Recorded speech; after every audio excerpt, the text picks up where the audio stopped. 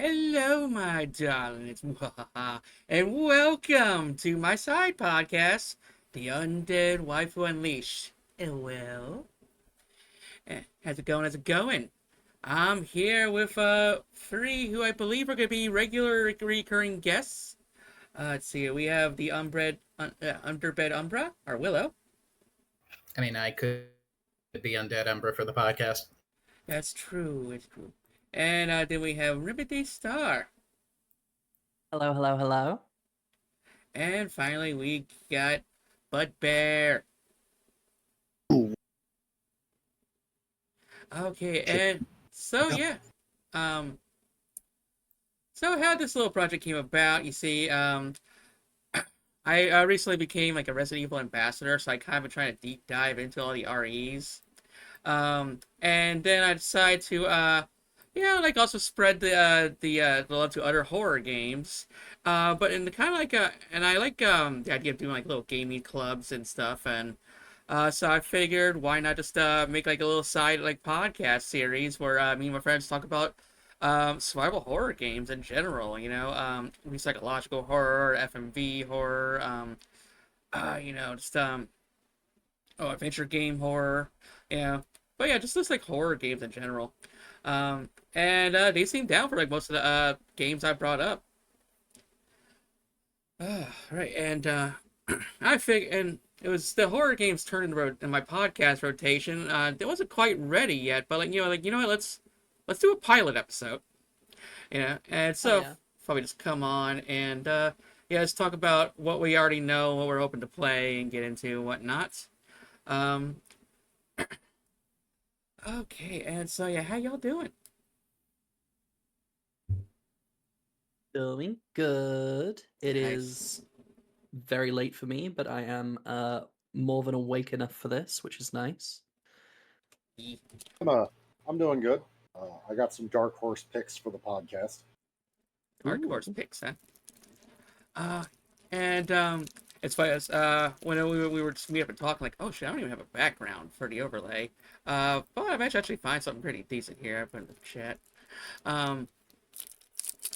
But yeah, there's a lot of old school good games, and when you look at that list too, it's like, wow, we have survival horror kind of stopped after like the 7th generation, huh? Like, there's not too much like PS4 era games, yeah. Unless you want to count. There's a few recent indie games on there which look quite delicious. Yeah.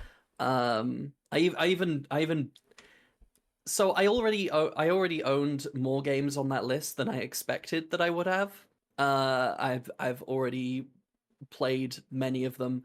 There were a few games on that list that were really interesting, and interesting enough that I went and bought them after looking into them from finding them on that list. That was my intention. So, I was one of the beta testers for Redream, specifically the Raspberry Pi version. And let me tell you, being one of the testers for one of the only Dreamcast emulators to hit over 70% compatibility, let alone over 90% compatibility, has given me opinion on both Blue Stinger and The Ring, Terror's Realm. Oh, I literally bought a Dreamcast just for that game. Thanks, Spoony One. It's so bad. Yeah. But it's so funny. But thanks to that Dreamcast, I got the experience Illbleed. I need to play Illbleed. I've never owned a Dreamcast. I had a real bad experience attempting to emulate Shenmue a few years ago. Oh. But when I saw those games on that list, I was like, oh my god, I hope Dreamcast emulation has come along. It has. In the past few years. Mm-hmm. I can help you set up Redream after the podcast if you want. And also, I would love that. I gave the developers the $6 for the HD version of Redream, so I can send you that. Yep, they straight up say, go ahead and send your friends your key. I could send you mine too. Whichever one you want. That's wonderful. Wait, I got just a quick. We're going off topic already because that's me. But just you brought up Shenmue and Dreamcast. First with the Dreamcast story, and Bear's heard the story where I only went to summer camp a total of 2 days in my whole life. Because the one summer camp, it was fun. Got to play outside, all the little play in the water, play sports, whatever. During the daytime. At nighttime, a lot of us brought our consoles from home, and they want all the counselors confiscate our consoles. And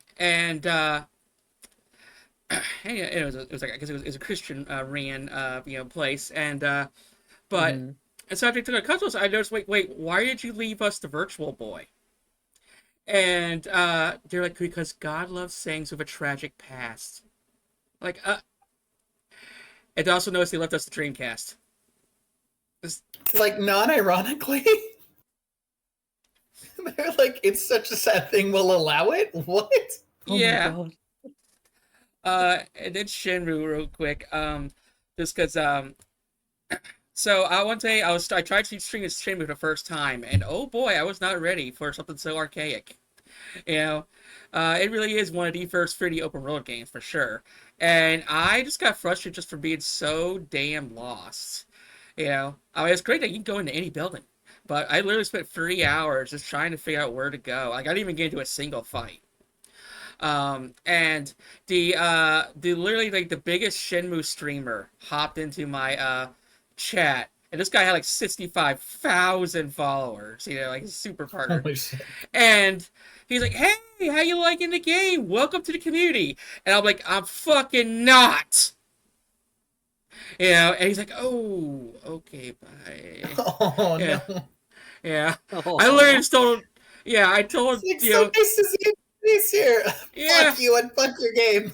Basically, that's what I said. Like, fuck off.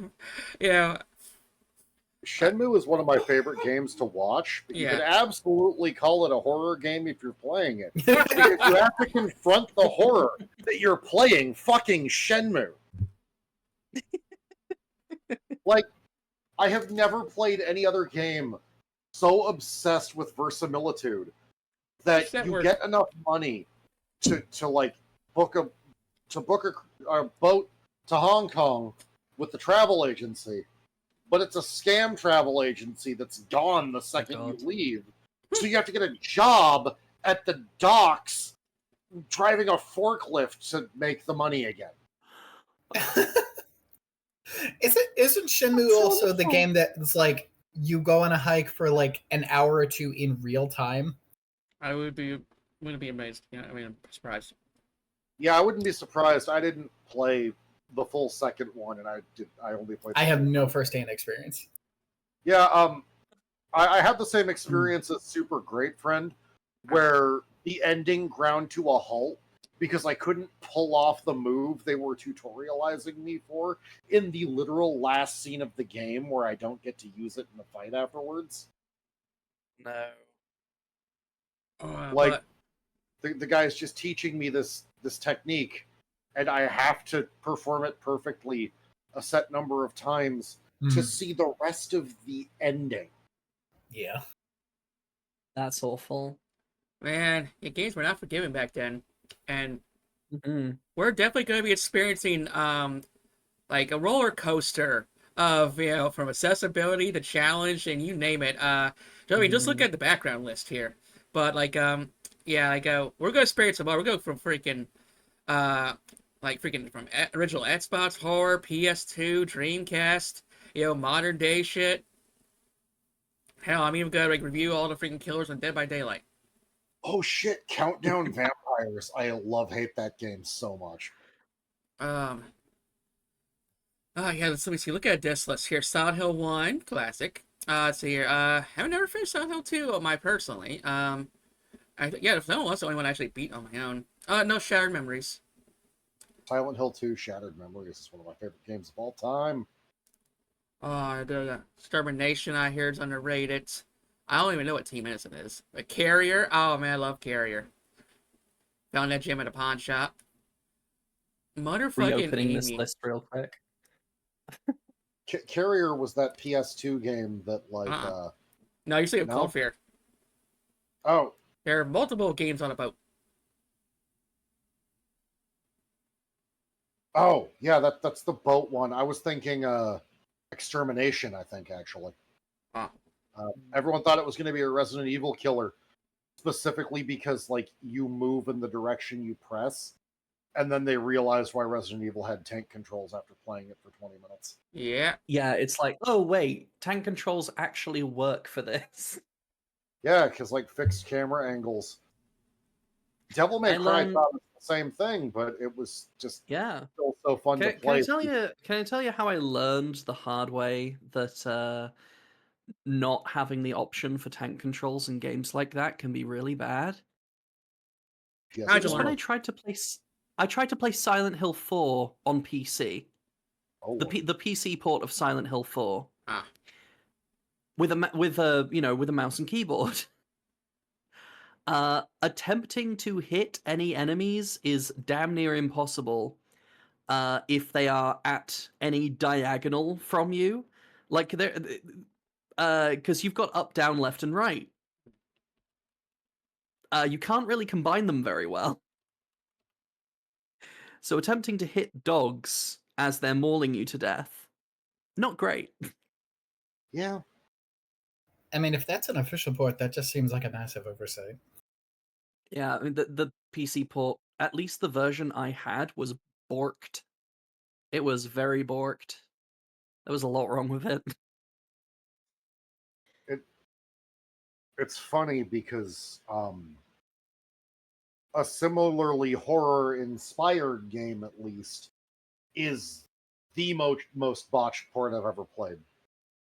Onimusha 3's original PC port. Oh my! I didn't even know there was one. It has the same problem as the original Devil May Cry PC port, which is it only works with pre-X input gamepads. And no matter Oh. what you do, right stick and left stick will be swapped.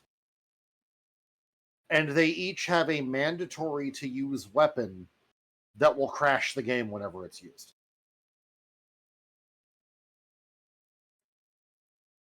I mean, That's lovely. that's the horror right there. Yeah. Yeah. The horror is you're supposed to imagine that you are stuck on a deserted island being forced to beat this game to go home. Yeah. Man, it's like, man, that's what they should like do some like prison sentences. Like you'll have to leave if you can beat this game. You know, no cheats. This is Mhm. Now, if you sit down and play Hide Glide, you can't stop playing Hide Glide until you beat it, then you get to go home. uh oh, but highlight about Amy. Oh man, we all remember Amy. Oh jeez. I vaguely remember Amy from back in the Xbox 360 is definitely one that sticks in my mind, like I that remember era. wanting that game so badly. It's Yeah, very neat, but I don't think I it's a little clunky. played it myself. I think I may have watched my brother play it a little bit, but unfortunately, like it's one of those games where it's like it was supposed to be episodic, but then never got the rest of the series. So it's like Like D4. you're basically enjoying what could have been. Yeah. Hey, I'm one of like 12 people who played Martian Gothic. Oh, yep, same. I think I got a PS1 copy laying around. That is on the list, and that recently got it got like a re-release, didn't it? It needed it. Why?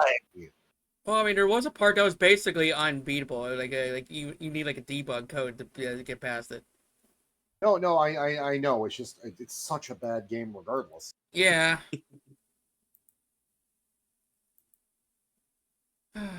Yeah. A lot of the games that are on this list that I hadn't already played, Boulder Punch had done videos on, which I had watched as Oh, sleep aid. oh yeah, he's Martian definitely one of Gothic was my one of them. favorite like horror game reviewers. Mm-hmm. Let's see.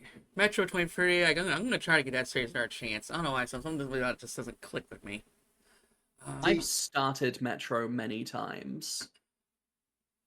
I feel like one of like 12 people who really enjoys Blue Stinger.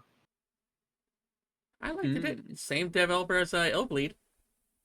Yeah, the whole thing about Blue Stinger that fucking sends me every time I play it is that it's the Sonic Adventure voice cast, and they're really bad at playing any characters, but they're Sonic Adventure characters, except for the dude who voiced Sonic, because I straight up can't tell that Elliot Ballad is him.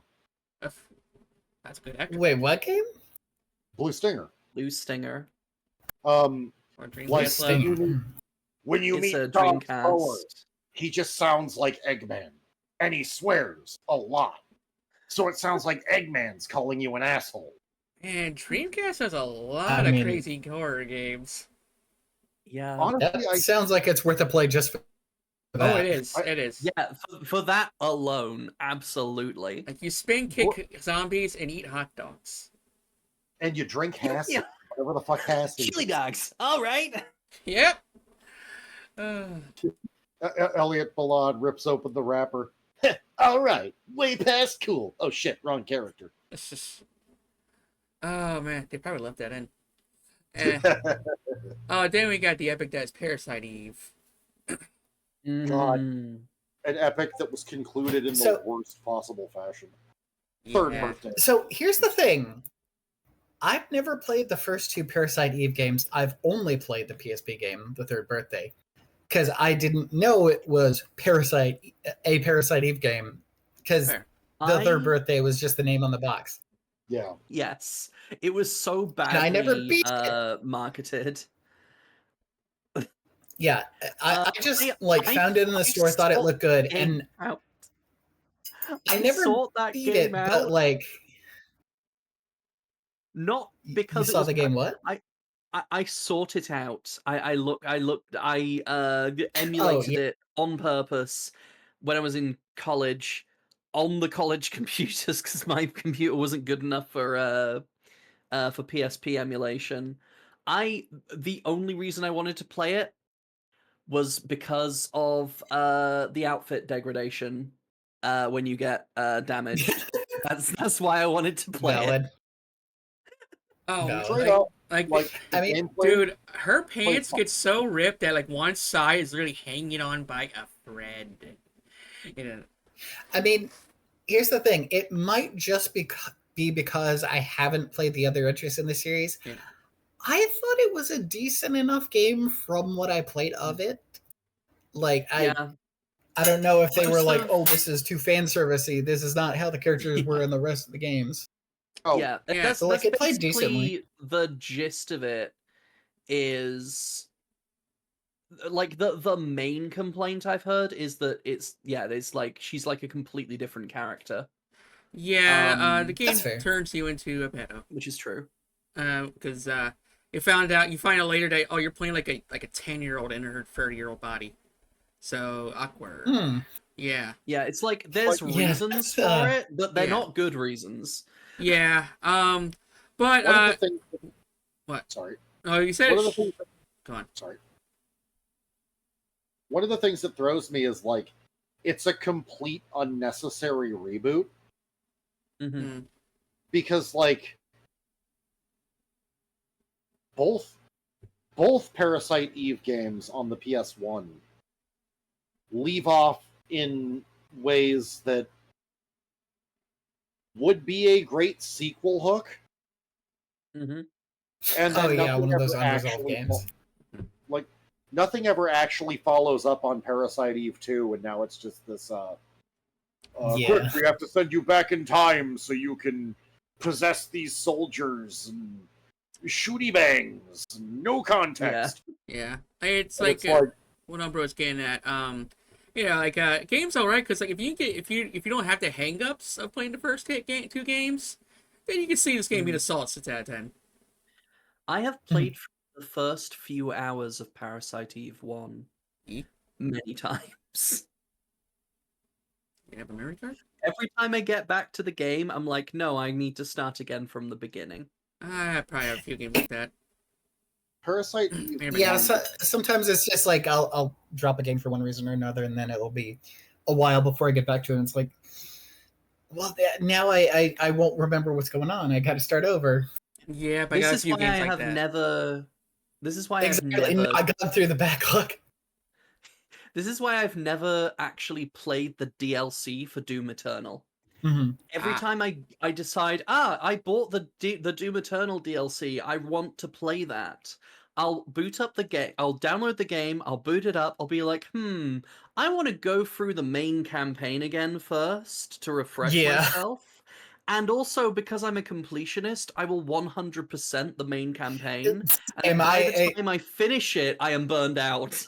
Exactly. Like games, especially more modern games, they're so full of so many like side quests and things, and I get sidetracked that it's like, okay, I mean, I guess there's a couple more things to do, but like the main quests aren't there. I could just wrap up this playthrough, and it's like I never actually.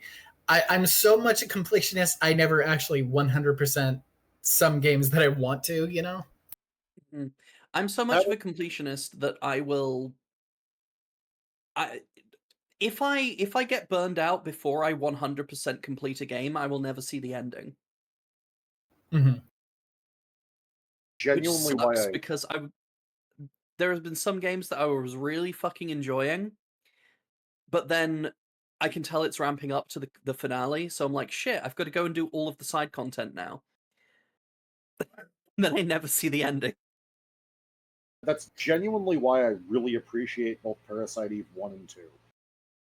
Parasite Eve 1 has 2 entire side areas, one of which you unlock in New Game Plus. Mm-hmm. Nice. But the first side area is just a little extra story and some extra equipment. I really do wonder if that's maybe part of it. Is like we grew up in like older times, so like we had smaller games, so we're used to like, okay, poke around, find all the secrets, find all the extras, don't miss stuff.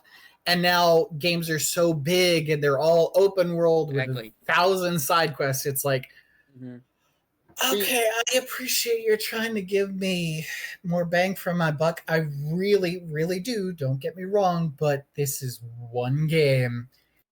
See, as someone who grew up with both quick and concise, comparatively, console games and like PS1 era RPGs alongside ancient DOS RPGs, because my computer was like shit.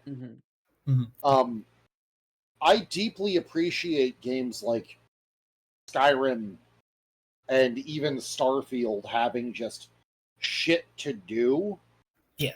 Because something like Ultima 4 or something like Advanced Dungeons & Dragons Pool of Radiance, there's no side content. But it's still this vast open world, and the quote-unquote content is running around for days on end going, what the fuck do I do? Yeah, like I'm used to games being like 50 hours or less, so I just can't wrap my head around these like never-ending gacha games and stuff like that. I'm also I'm also not a completionist when it comes to like modern RPGs or anything, because like my history as a kid and then young teen running around either MMORPGs with my uncle or running around in these ancient DOS games just trying to find where the fuck I go. Yeah. I do have a strong appreciation for games and other media which have an ending. Yeah, exactly. It's surprising how often things just don't. But yeah, that's part of why I have not played much of modern Dead by Daylight. Okay, yeah. I love me some Dead by Daylight, but I get that. At least that one's kind of like it's basically kind of like a game mode. It's not really like a open-ended, open world, like the RPG sort of thing. Although one joke is like it's kind of funny how like every character in Dead by Daylight has like an engineering degree. Because they do. If I had to fix a fucking generator to escape, I'm fucking dead. I don't know how to do that shit. Yeah. How Yeah, they're everyone like knows how to repair a repairing generator. these things with what tools? With some Oh, spit and elbow grease? Yeah, with your bare fucking hands, you're just repairing a generator that, you know, some kind of fucking superhuman serial killer kicked to death before they kick you to death. Yeah. Like, no, if fucking Michael Myers kicks a generator so hard that it starts smoking, how the fuck am I repairing that with my bare hands? I don't even Yeah. know how to fix the generator with proper tools. like, hey, I need 2 more of you to help me poke this generator. It's just, oh man. Oh yeah, that was good. That was kind of fun. And then I have other problems with Dead by Daylight, though. oh yeah, what's Like, up? Mhm. you're telling me Leon S. Kennedy, the man who roundhouse kicked like an entire possessed Spanish village to death, can't take fucking Ghostface from Scream in hand-to-hand combat? I mean, Oh, I'm guessing it's more like they're beefed up in power by the entity. not to So like mention. he can handle actual normal science made zombies just fine, but when it comes to actual supernatural killers, he's a bit overpowered. Well, Okay, I what about Alucard? no. Recently, they just added Geralt of Arabia, the guy who fights monsters. Oh, Yeah. Jesus. Uh, Geralt would fucking beat Ghostface to death with one of the generators. It's I mean, what just, you also have to understand is like it's not about being lore accurate. It's about get the popular character that everybody loves. yeah. Dead by Yeah, I Daylight know. featuring I'm Dante pretty from the sure Devil they May Cry do series. always. I'm pretty sure they do always come up with an excuse for it to write Yeah. into the lore. Yeah. It's always like, the entity has done some shit essentially. It's the Fortnite of horror games. I mean, Mhm. and I do like Yeah, the maybe story that's premise. part of it. Like they're getting nerfed. The victims are Yeah, getting yeah. nerfed while the killers are getting buffed. I do like and the some of the killers are getting nerfed. true too. Well, I like the somber story. You're already dead. You just gotta basically run through these gates if you want to get to heaven, or just be stuck in hell, direct to hell. So you're basically in purgatory. Like that's kind of dreadful. Um, oh, and one game I forgot to add to the list. I don't even know it's like 150 games deep, but it's horror adjacent. Vampire Survivors. Call of Cthulhu was on there twice, by the way. Yeah, Vampire Survivors is a good Is it under twice? ADHD. Yeah, it's on there twice, like really Yeah, it close to is. each other. Uh, Oh my god. eh. I even know this. Well, That's there's good. different capitalization on each one, but they've got the Uh, same image. oh, I could edit that. That's Google Docs for me. Suffering was, I can't say it was like objectively great, but it was one of Huh. those games that blew teenage me's mind on original Xbox. It's only under once for me. No, Wait. No, I see it now. I see it now. not Yeah. played the first one. Oh. I've only played the second one. Isn't the second one a direct sequel? Yes. Oh, I'm just good. I haven't played the one. second This- one. The Suffering Ties That Bind. I had it on PS2. Okay, delete it. How was it? It was pretty good. I It played was that one like first.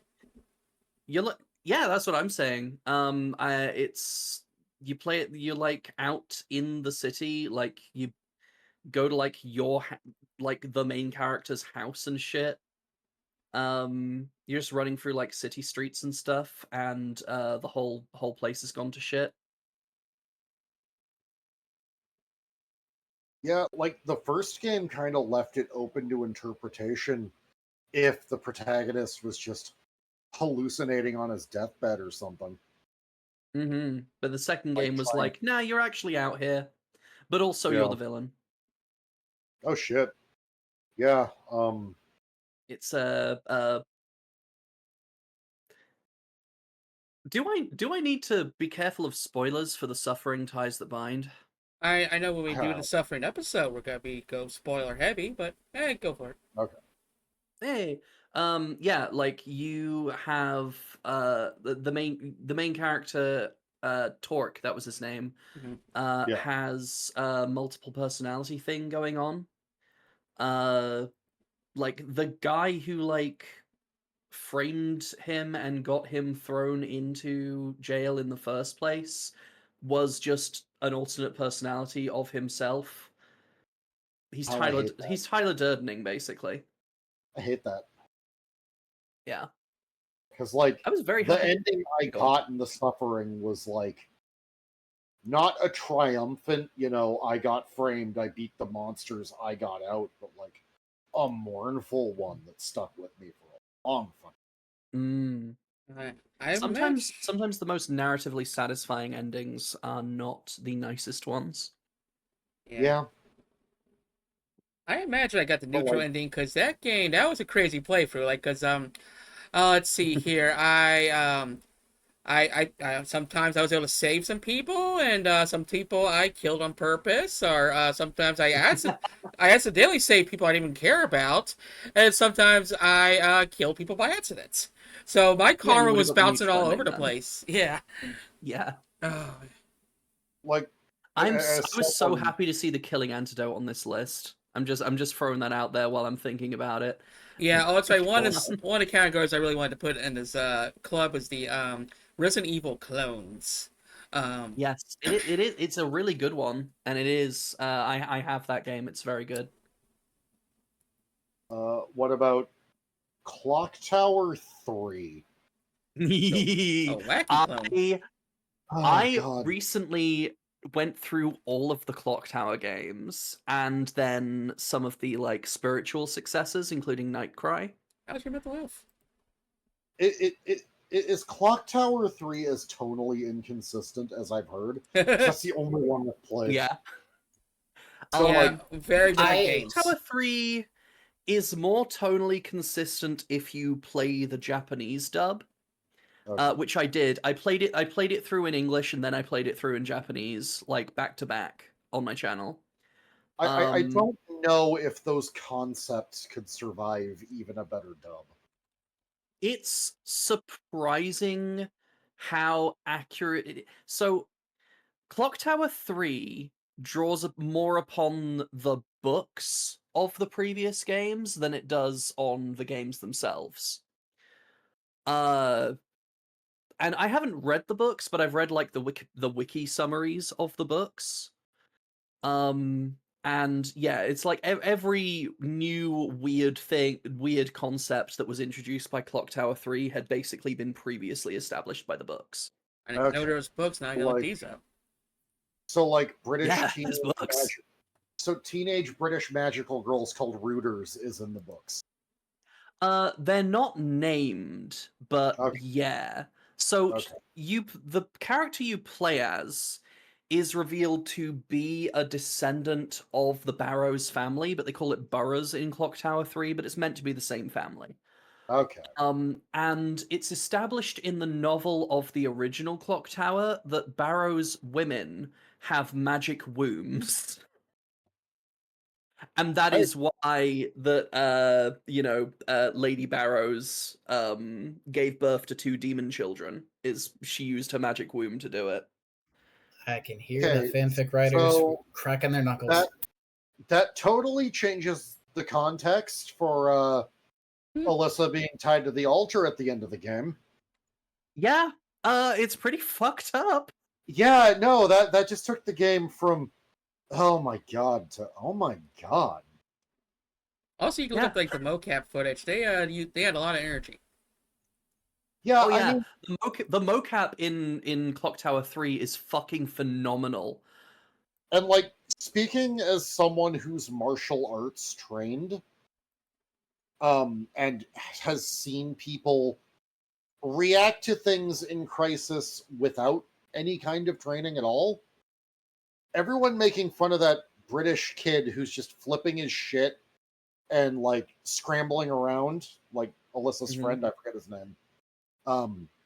That's realistically how someone is going to react in a mundane Yeah. crisis, let alone let alone like It's like everyone thinks they think they'd be calm, cool, and collected and know how to handle it. It's like, you're outside of the situation, you idiot. I adore Alyssa's acting when she's suddenly transported into the London Blitz yeah. and like there's bombs going off and she's like launching herself into garbage cans and flipping over them and shit incidentally.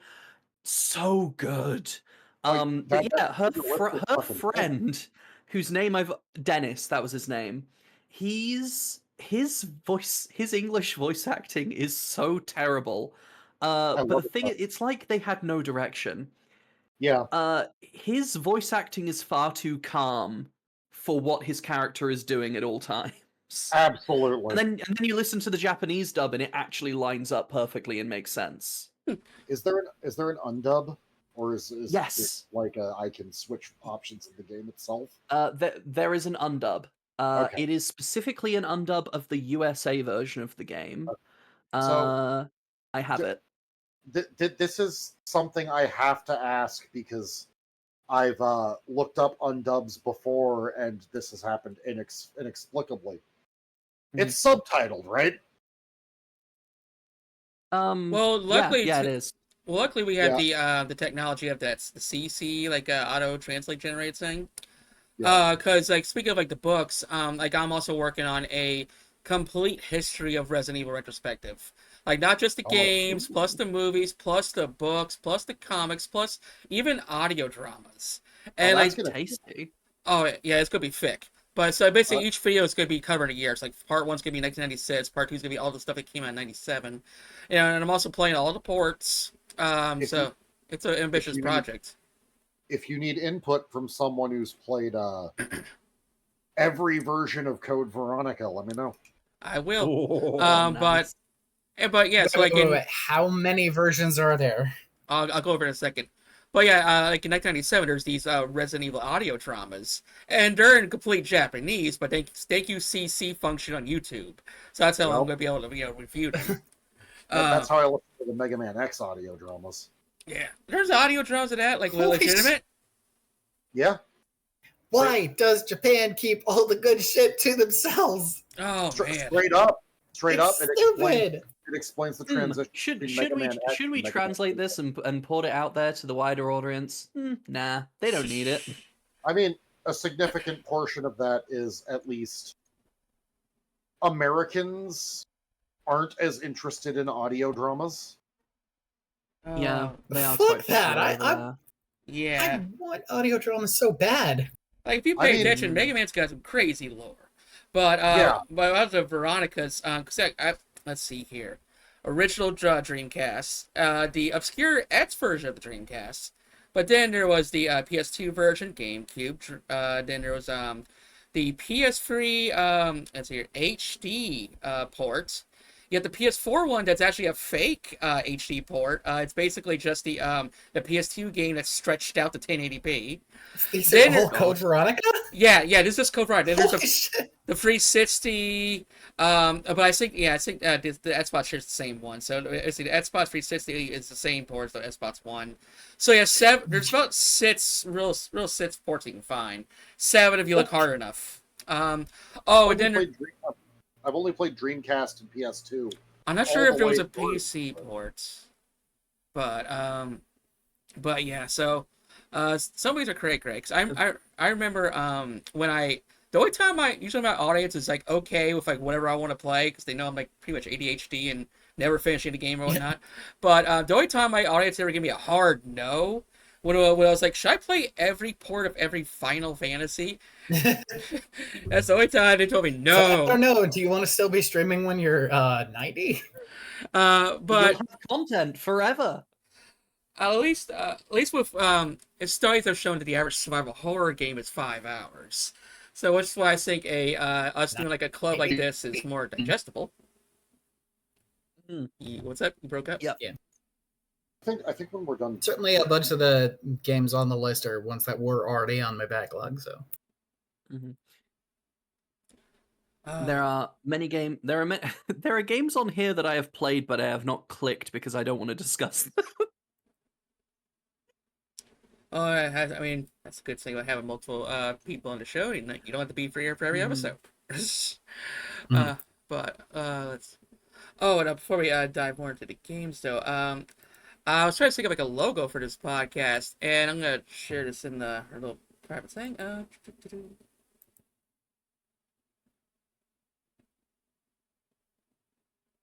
But yeah, there's this obscure old like unused Resident Evil logo that I found. It's called Club 96 because that's when I already started.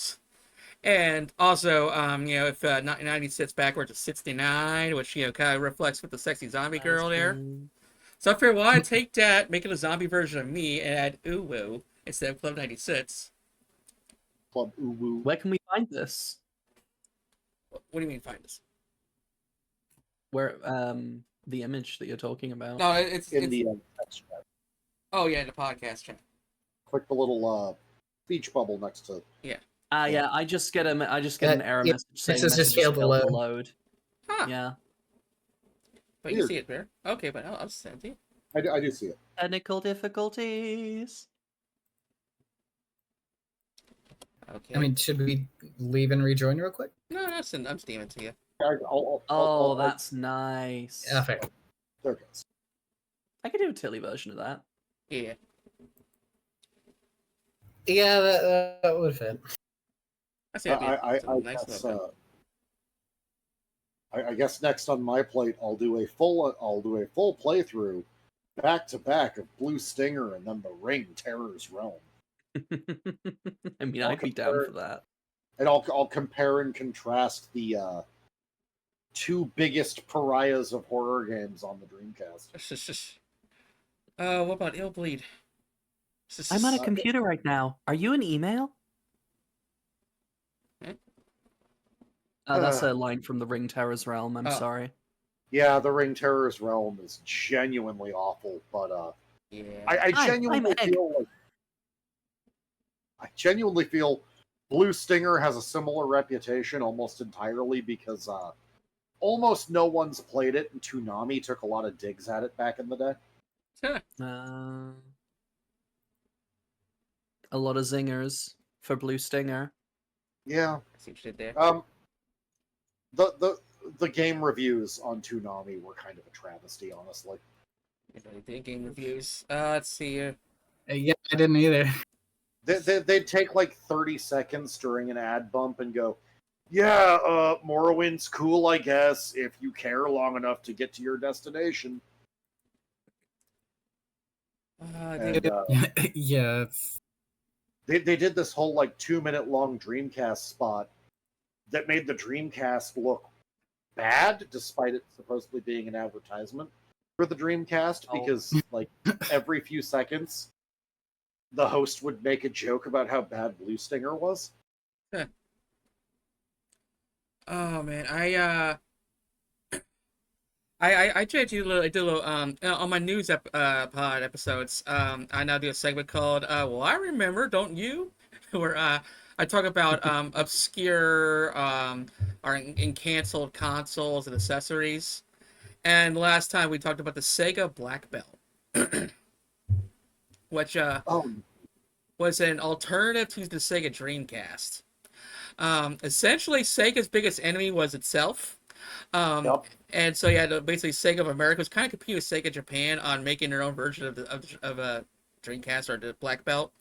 And I think Black Belt was technically a kind of a superior, a thing. Like, and it's one of its biggest features too is that would have been able to play a lot more like PC games.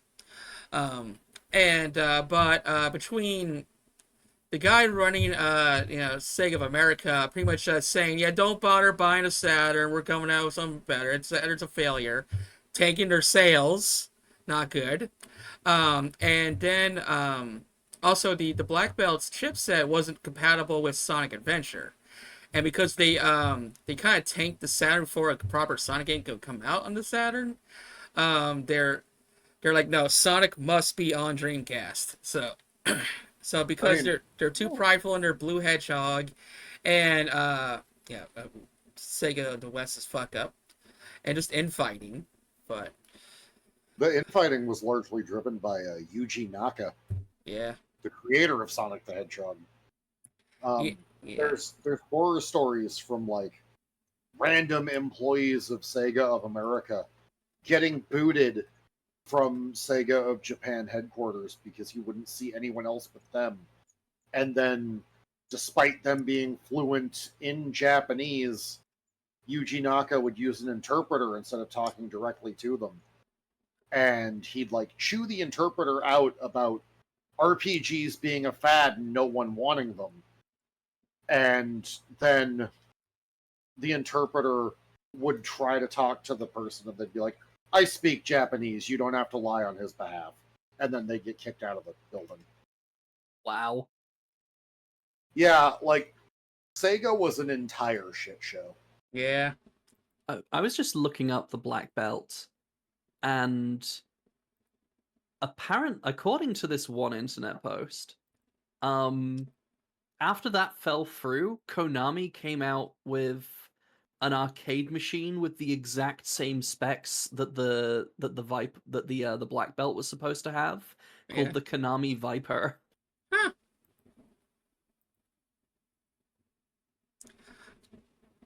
Oh yeah, I think that also cost them more props too, because they already they licensed out the big chip that was gonna pioneer the Sega Black Belt, and because the Black Belt got canceled, the Studio FX was like, we're not gonna get paid.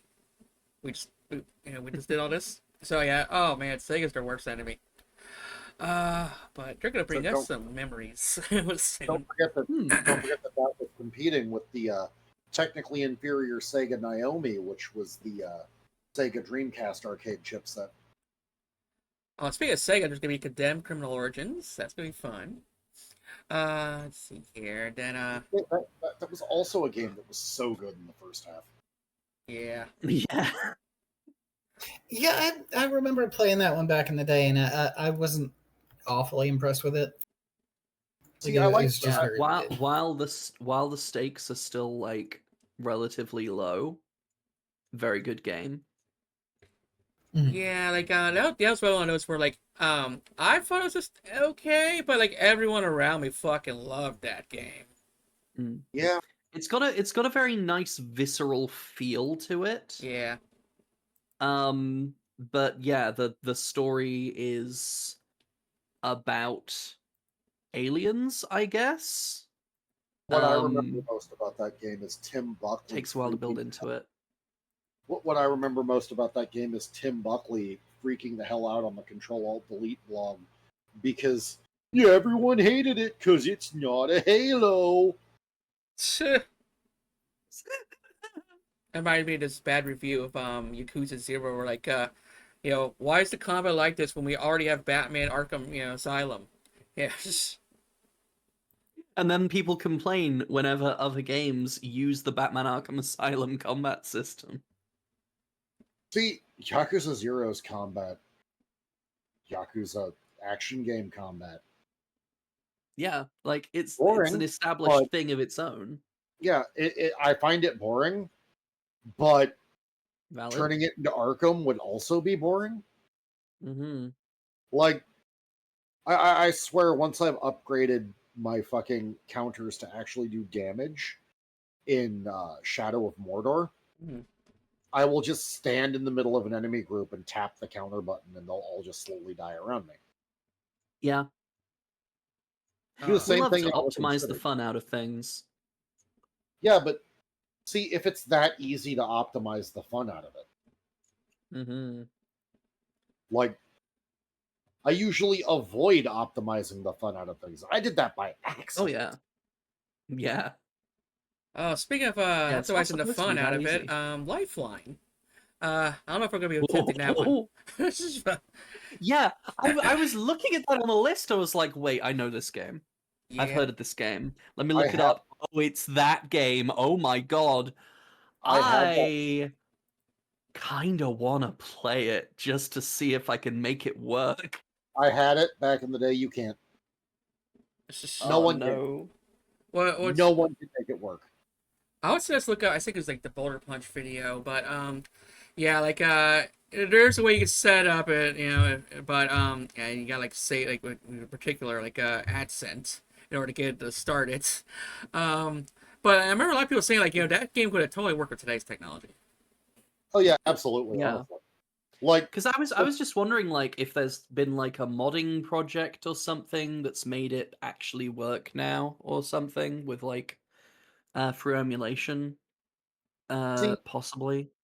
there was a game with a similar gimmick that was so bad it was good story wise. SWAT Hmm. Global Assault Team or whatever it was called. Right. Um, where like if you had the mic, you could set it up to like recognize you yelling commands to your squad mates or yelling at people to get on the ground and they'd surrender, Nice. and that understood you just fine. I played I, a really good. Go on. I genuinely think with Lifeline it was just trying too much with Hmm. the shitty PS2 mic. Yeah, like the tech wasn't quite there yet. Yeah. I played a really good game that did that pretty well. It was like a first-person magic game called In Verbis Virtum, where you say spells into the microphone to do them. Oh Although yeah, it I've heard was of that one. you would often find yourself as you play the game basically coming up with different words that worked more reliably than the words you're supposed to be using. Yeah, because I would totally forget the spell names. Yeah, when I'm in the middle of the Yeah. heat. That feels in the spirit of Egghead Wizards, though. Yeah, it does, Well, honestly. well, actually, casting Biggest Boomus is Yeah. more convenient and powerful and accurate to just go Biggest. Like, oh, I'm supposed to say Obi Kenu when Odi Kamir works way better. No, thank you. Come here. Yeah. Odi, come here. Odie, come here. Why are you talking to John Arbuckle's dog? Oh, speaking of dogs, we Odie, come here. got Haunting Ground and Rule of Rose. Yeah, with the doggone Oh, fans. I Yes. love Haunting Ground. I don't enjoy Rule of Rose, and it's Con- entirely my own fault. conceptually, I enjoy Rule of Rose and like the Word of God explanation by staff who worked on it. I'll try to dig it up later because it was just eye-opening fucking interview. Please. Um, Um, it's the protagonist is interpreting all of this allegorically because she's in Mm. fucking therapy after growing up. That is what I was guessing was happening. Like, I Yeah. did get the feeling it was an all in the head game. I Yeah. didn't finish the game because I mentioned earlier about being a filthy completionist, and I had set my greedy little heart on collecting all of the knives throughout the game. So, and it was too easy to accidentally miss your opportunity to go and get one of the knives. So I would frequently progress the story past a point of no return and then have to reload a save and redo No. the previous chapter over again. And eventually it No. was too much. I got up to the mermaid boss battle. I got through it once, realized I missed the knife, and then went back, got the knife, had to do the mermaid boss battle again. That is so difficult. It took hours for a successful attempt of the mermaid boss battle. It is so long. Yeah, Rule of Rose is conceptually really cool, but Mm, I hate playing it so much. yeah. Like, Dungeon Chill apologized for rushing his video out and getting so many small details wrong, but like, I forgive him. Bro had to play Rule of Rose. Oh yeah, I recently Yeah. subscribed to him. It's Rule of Rose is such a good movie. Yeah, Yeah. It's not a very fun game. I'm pretty sure I've counted a few games like that. And that's a game I never really got to play myself. A couple of my sisters have a copy, but they won't share because it's also one of those limited run release games. So it's really rare to Yeah. find a copy. Yeah. It was not released in the UK. Oh, hey, couldn't sell. Come What? on. Sent you my copy of Inuyasha Cursed Mask, but you won't let me borrow that. Yeah, Um, wasn't the UK the one that had the rumor that led to the controversy around Rule of Rose, and that it was Yes. proven that it was made up? yes. Oh, yeah. Yeah, Like it was child. total bunk. Yeah, they were claiming that it was a game about brutally murdering children by showing some footage of when you are fighting the little empty soulless gremlin things. Yeah, they were like, this game is about torturing and murdering children. Yeah. We must protect the youth from Ah. being exposed to this because it's going to make them go out and torture and murder children with knives. Don't you hate when they don't play the game? I mean, It was total bunk, the UK is and also they successfully got it banned. the UK is also the only country that's had multiple white katanagaris. So Multiple, say that again. Multiple. Yeah. katanagari is the banning of open carrying of swords in Yes. Meiji era Japan. Katana Gari. Yeah, I stumbled over my words.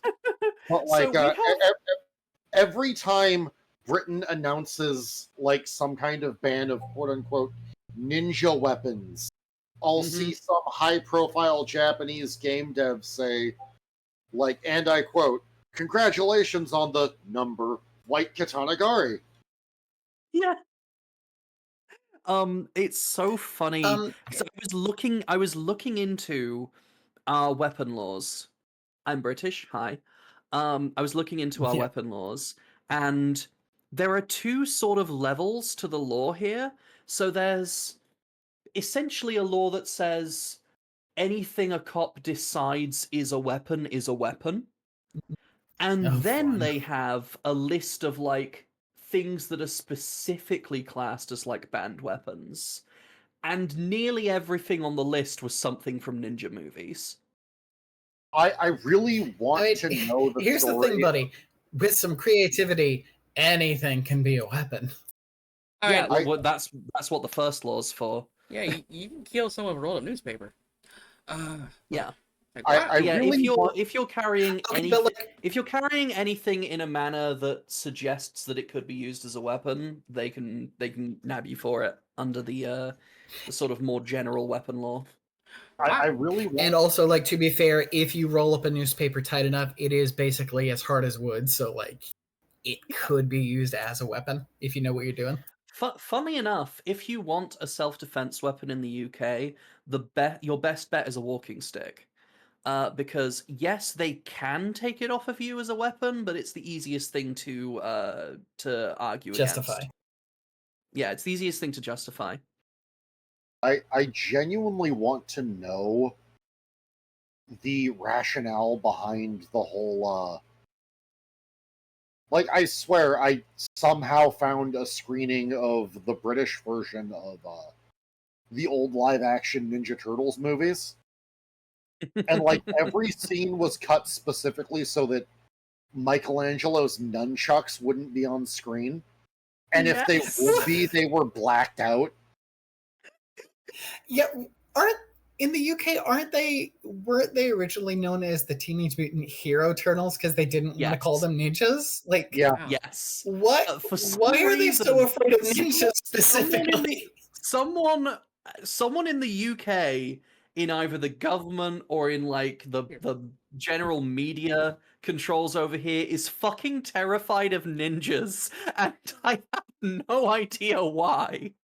For some reason I'm imagining like Vince McMahon sitting in a TV studio like, they're after me. They're the ultimate assassins. They're scarier than Stone Cold Steve Austin.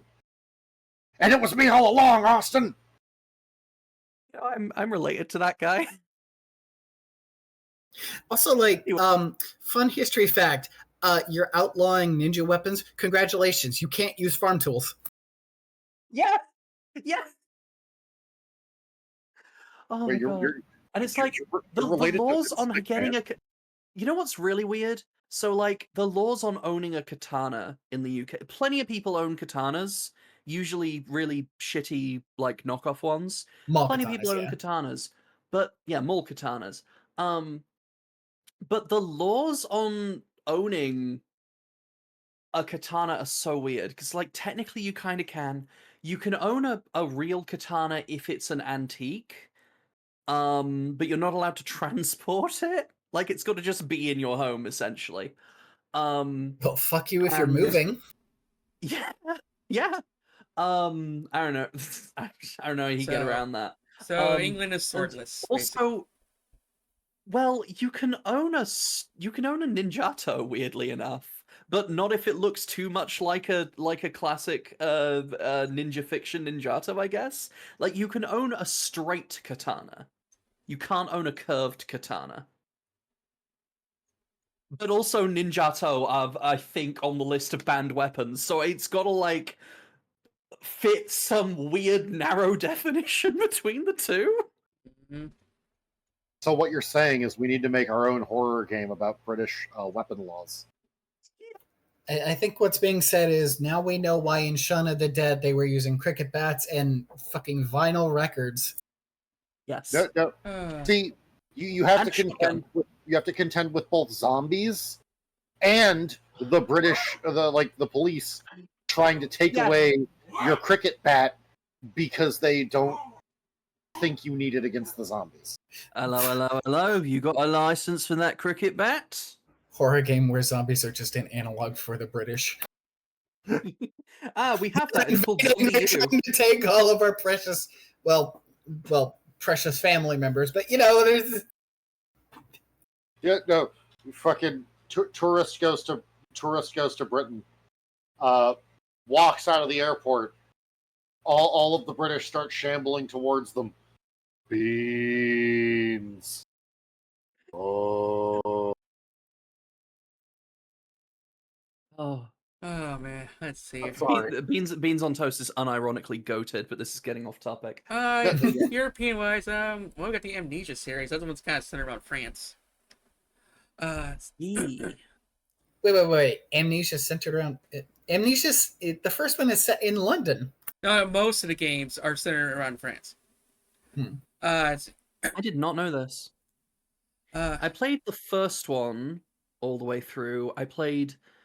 I was getting into Machine for Pigs, and then I got lost because it's got kind of like a hub area, and I could not work. It's like a big mansion. I could not work out where the fuck to go next after I'd been a certain way through the story.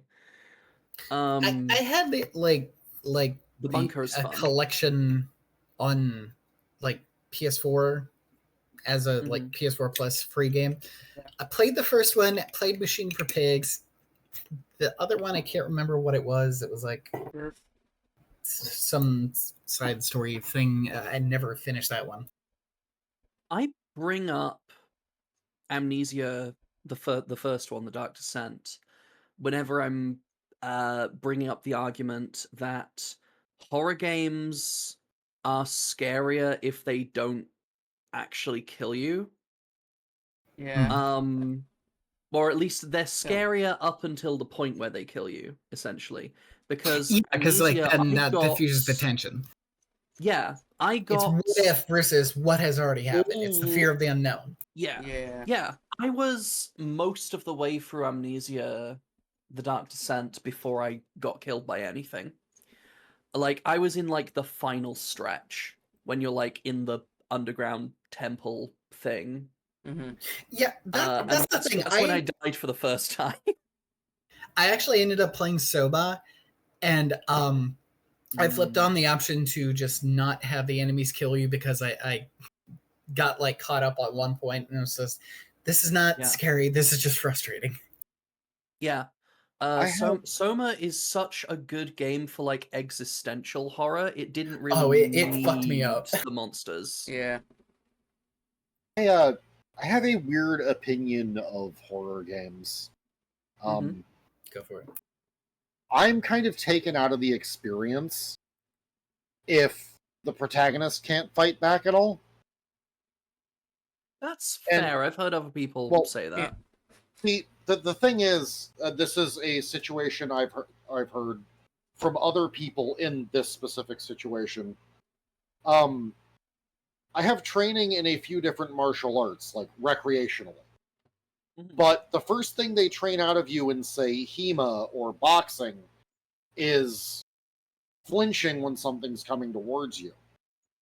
And what no one tells you when you're starting is that it's going to completely rewire your fight or flight. Mhm. Mhm. So, like, in Amnesia the Dark Descent, I was completely taken out of it by, like, you know, my character is just kind of going batty looking at this enemy, and he can't even stand looking at the monster. Or, like, in any given game where the monsters, quote unquote, aren't even strong enough to fight, like, a recreational martial artist. Mhm. It feels less like I've been stuck in a scary situation and more like I've been nerfed. Yeah. If you'd See seen that, like if you just can't like fundamentally can't relate to the character's experience because your brain works differently. yeah, and like, Yeah. Sometimes you're just even put if- in the role of someone else. So. yeah, I mean, no, I kind of like had. I don't know if it's like adjacent or whatever. I kind of had that experience like when I was playing Dead Space earlier today. It was just I made note about how like for example you walk into a room and you see like, oh, that is a viscerally mangled body and it's like horrible bones and organs like everywhere, and it's just like, yep, that's a feature of the game. And it's like Yeah. I just imagine like so many people like they'd be like, oh god, at the sight of Yeah, it, like, but would- like I'm in just so real used life, to that would it fuck you from up. like other games, and it's just Yeah. like, yeah, I'm like, I'm kind of used to that now. Like in real life, that Especially, would a absolutely game. Yeah, fuck exactly. you up. yeah, Like but if like, we can't randomly connect to it came the same way. across a mangled body, I'd be like, okay, that's the day's ruined. It's like probably the month is ruined, but like Yeah. in a game, it's like, yeah, I was Like, kind oh of great, expecting I'm going to that. be seeing this every time I close my eyes for the rest of my life. yeah, like I But can Exactly. in a It's- game, it's it's just just that part of the disconnect. course. see, I can actually relate to that story really intensely because it was a lost cadaver from the morgue, and it was not Oh, like no. a murder victim or anything, but a fucking somehow like a student study cadaver from the morgue ended up dumped on like the corner of a street I lived on Jeez. when I was 14. And it took Is me like a insane. year and a half to be able to walk around that corner again without damn near having a panic attack. But like, Understandably. yeah, like, and it wasn't like a victim of anything. It was like just someone who donated their body to science. Yeah. Like But, in like- real life, corpses Yeah. are fucking scary. Yeah, And but like, thankfully I've never had to deal with one. yeah, and like, Yeah. like part of the reason I related to Elliot Ballad in Blue Stinger is because Mhm. like his reaction to like a mangled corpse with spider legs sticking out of it, standing up with like the spider legs, is to start fucking punching it. And like, of course I'd be freaking out, but You Like- must be like the I- Belmont. You'd be having the fight response. yeah, because when you do this kind of training, your fight or flight response becomes a fight response. Hmm. Um, I mean, like- yeah, that's like the goal. With the HEMA I did, it was all like in character role play because it was SCA shit. But because of my specific character role and all that, and the fact that like swordsmanship training is fucking visceral, and like Mhm. actual swordsmanship training, they drilled into me that it was the duty of those with strength to protect those without. Now, one good like where you can't fight back kind of makes sense because you play in this game called Strangers, and it's a VR Yeah, game too, where you're just yeah. playing like a little girl, where like three like invaders invade your home, and you got to stealth Oh, around. Mm. Yeah, so yeah, yeah. Like That sounds like absolutely. a cool game. yeah, I can put myself into the shoes of the protagonist when it's something like that. But like Mm. when But when I'm it's like, pull- I guess bringing back to Amnesia, like your character has amnesia, sure, but like I'm pretty sure they were like a soldier. yeah, like the body remembers that shit. Mm. okay. Also, Yeah, well, like with Amnesia, I can definitely go ahead. I was going to say another one of our potential uh, co-host is going to be joining us for a little bit. Just pop it in, Wonderful. so you know. But like But like with Amnesia, the structure I can definitely understand it because like not only do they want to be like, okay, the horror. If you can just fight back, that gives you more confidence. We want to take that confidence away, make you more vulnerable, and like Yeah, also with it, like the game, when you see like a monster in the game, you may not actually be seeing a monster. It may be an illusion, and that illusion would not be nearly as effective if you could just run up and start swinging it with a melee weapon. So I can Yeah. definitely And like understand it is why they do yeah. that approach. but And like like it's playing into the Lovecraft angle of things, like the idea that Exactly. It's there like are I've tried things that fighting back. Nothing works. Don't just even try. seeing them, yeah, like just it, seeing them it, causes an innate response in your brain to start freaking out is the idea. if I were to bring up a parallel game that I find Mhm. absolutely terrifying, despite the fact that you're an absolute badass one man army, it's right up there. First Encounter Assault Recon. Mhm. Ah, oh, fear, yeah. Here, because yeah, you're a one man army with an arsenal who can beat the shit out of anyone. Good luck beating the shit out of an intangible ghost. Good luck beating the shit mhm. Yeah, out exactly. of It's the like Oh, good luck beating the It's shit like out of the perfect tortured raising of psychic the child. stakes. Hey, amnesia is more tell don't show, fear is Yeah. show don't tell. hey, Well, Cam fear the Booty. hello there. Sorry, I couldn't find this channel. It was like locked away and like hidden behind Yeah. Yeah, you keys. should have the roll Yes. now. I did, but I did this is like this was like off my. I couldn't see shit. Oopsies. Yeah, I I gotta scroll also down to the had bottom. to Yeah, be moved into the channel. yeah, you guys scroll all the way Yeah. down to the bottom to find this one. I see. I could have sworn I scrolled all the way down, unless I'm just that No, dumb. it was invisible for me too. Yeah. Oh, okay, gotcha. I had to Okay. be moved in. Ah, with well, I tried saying spookily, but it didn't appear. No. Yeah, uh, yeah. A lot of people in the call this time, but it's just we're just doing like a pilot episode. Yeah, just getting to know each other. What we're hope to do over the next few months or years, whatever. Yes. However long it goes. dropping out our knowledge and seeing what we have to offer and Oh bouncing yeah. off each other. Yeah. I Hmm. see. Yes. But yeah, Fear is two good games and a shit game all wrapped into the first game. The Oh. base game and Extraction Point, incredible. Yeah. Perseus Mandate, awful. Never got to touch that one. But... Yeah, Weren't don't. some of the Fear DLCs made by Gearbox in much the way that some of the Half-Life DLCs were made? Or am I wrong? I don't know. I believe it was a Um, different studio, but I don't remember if it was Gearbox. Let me see. Yeah. But fucking it. One of my favorite points of Fear is in like Extraction Point.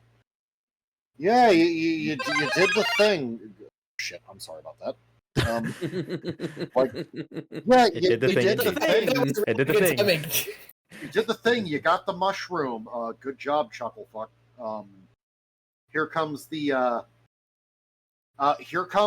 army that's still under control of Paxton. Shut up, phone. The army's here. Here comes the army that's still under control of Pizza Paxton Fettle. You know, the actual fucking army.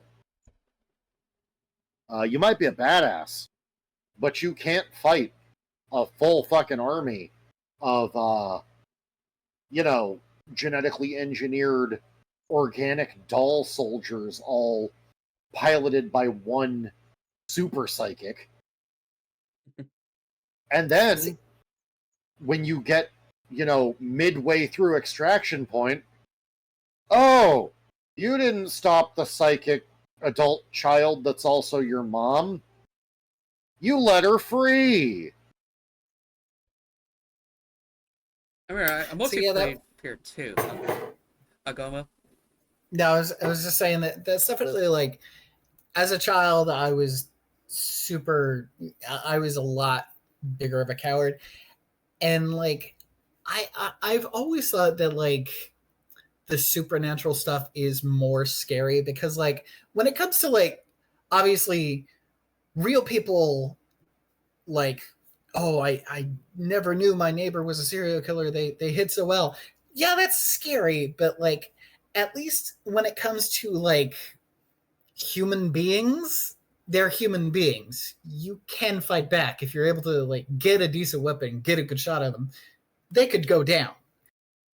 But like supernatural shit, all rules are off, and you don't know what's going on. You don't know if it's even possible to take them down. Yeah, like if it comes down to fucking Scream style ghost face asshole, I know how to disarm a guy with a knife.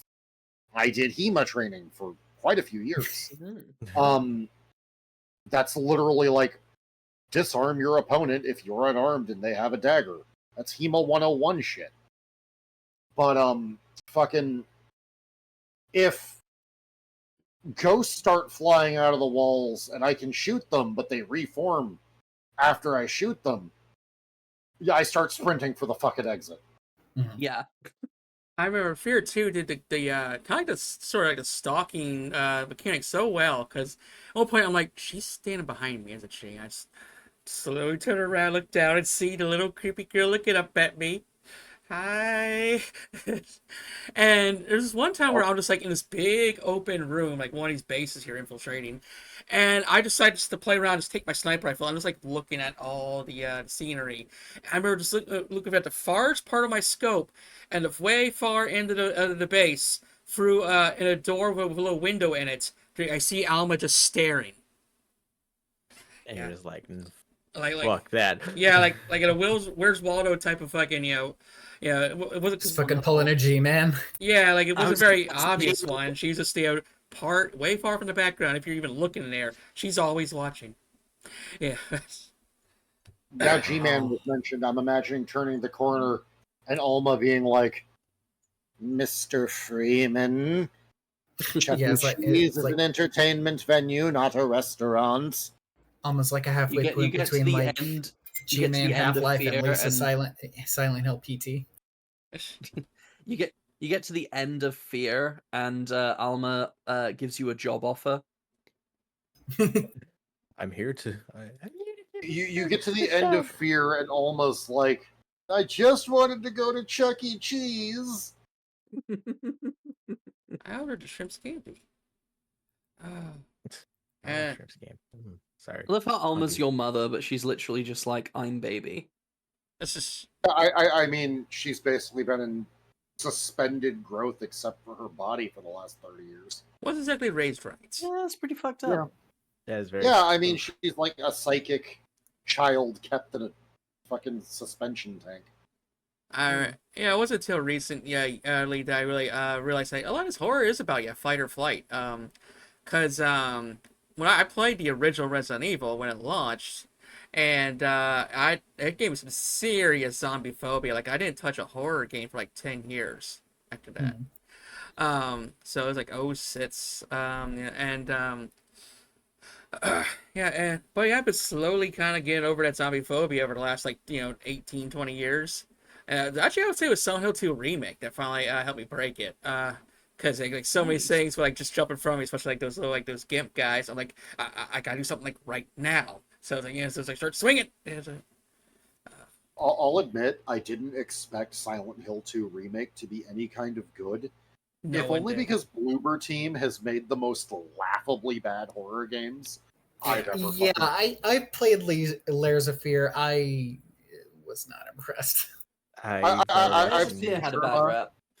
I've seen Germa like trigger the baby jump scare. Yeah, that one definitely That's- doesn't help its yeah. reputation. But Like, also, just the game even itself if is like, Layers of eh. Fear, even if Layers of Fear had been a perfect game aside from that, yeah, that would have that would understandably have a major effect Yeah. on anyone's ability to take it seriously after seeing that. That clip straight up gets me every time. It's so I- funny. Now, What's the name of their like split perspective game where it turns out the moral of the story? the medium. medium. The The other medium. people That is on game. the list. Yeah, Yes, also on the list. And I I have hate played the that medium, and I did not tick that game. I've heard it has some pretty cringe messaging. So yeah. Really if I do play it, looking Yeah. forward to seeing how that works out. interesting. Mhm. It feels like they tried to take a message that a Postal 2 level game would throw at you as a joke Mhm. that was quickly laughed off by the disconnected, crack-addled protagonist. Yeah, And Which is but funny they because- tried to do it in earnest. yeah, Which is funny like because for those the listening, message we were of actually the talking about medium Postal 2 legitimate. before we started recording. I'm We sorry. were. Roll really fast there. Yeah, like the message It's all of the medium coming back. legitimately feels like something Postal Dude would say before he hit the crack pipe. Yeah. And I just remember Layers of Fear. Like, I really like this house. So I would go for a kick lately of just like video game like mansions and nice houses and stuff. So Mhm. so whether it be the Mhm. RE mansion or Tomb Raider's Croft Manor, the Roivas estate from Eternal Darkness, Sandy's Requiem. You know, I'm going to be That's a playing game that soon, I think. I need to touch, and Yeah. I've tried It's, to avoid everything about it if I could. That's been on my backlog for so long. it's not on the I've list. definitely heard it's pretty good. It's not on the list, but it's a Just horror I wasn't game. into horror games during the GameCube era. It's Like, a horror. I Sorry. should play that game if only because of how similar it feels to the Clock Tower series in terms of like the sanity mechanic and stuff. And I did a whole ass Clock Tower and Clock Tower adjacent games thing recently. So yeah, I should definitely play that soon. It's not on the list, What? but would y'all like to hear about the nearly complete Next Patches 1.0 early access Freelancer spiritual successor, if you've heard of Starlancer Freelancer? No, I never heard of it. Sure. That is a horror-ish game in sort of a Lovecraftian universe with no humans. That Ooh.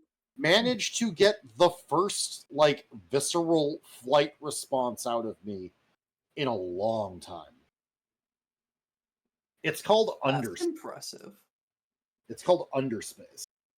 And Hmm, you would not Underspace. expect to feel that visceral, fear response behind the wheel of a starfighter. But Yeah. like I went through an ancient jump gate, and I'm gonna send the screenshot of like the space I emerged into in the chat, and with the context of the location notification, uncharted space there, those garbled characters above it kept shifting into new characters, and it stayed up much longer than that normally stays up. And like the 2D flat planes around me like shifted around as I was trying to rescue the person who was stuck here. And then like weird alien drone ships started showing up that like the character you're playing is not human, but they are the closest analog to humans in the universe, and they're still utterly non-human. I'm gonna And try dropping out and going back in to the call to see if I can get the messages to load that way. No worries. I'll wait for them to come back. We need to pull them back in. Yeah, we'll wait for them. Nope. Stay at the power. Nope. Thank you. Yeah, I absolutely do not have access to this voice server. That's weird. Which is so weird. Yeah, that's Oh, no. weird. Yeah, I thought I was going crazy. Okay. Like, Sorry. it is completely invisible for me. Huh? Yeah, because I gave you the role. For a little extra context, the character's job as a star chaser Still doesn't work. is to kill. I'll DM you the picture directly. Thank you. But the character's job as a star chaser Oh, I see what's going on. is to like literally pilot their ship to kill giant Lovecraftian space monsters that the devs of Subnautica were freaking out about the design being so cool. Y'all should be able to do it now. And Looks so cool. you know, I will also send some animated GIFs of some of the storm creatures. And the fucking customary You can see the chat now. the I can see the chat now. customary Okay, I don't know why it was sort of- popping up for me. Now I see it. Sorry.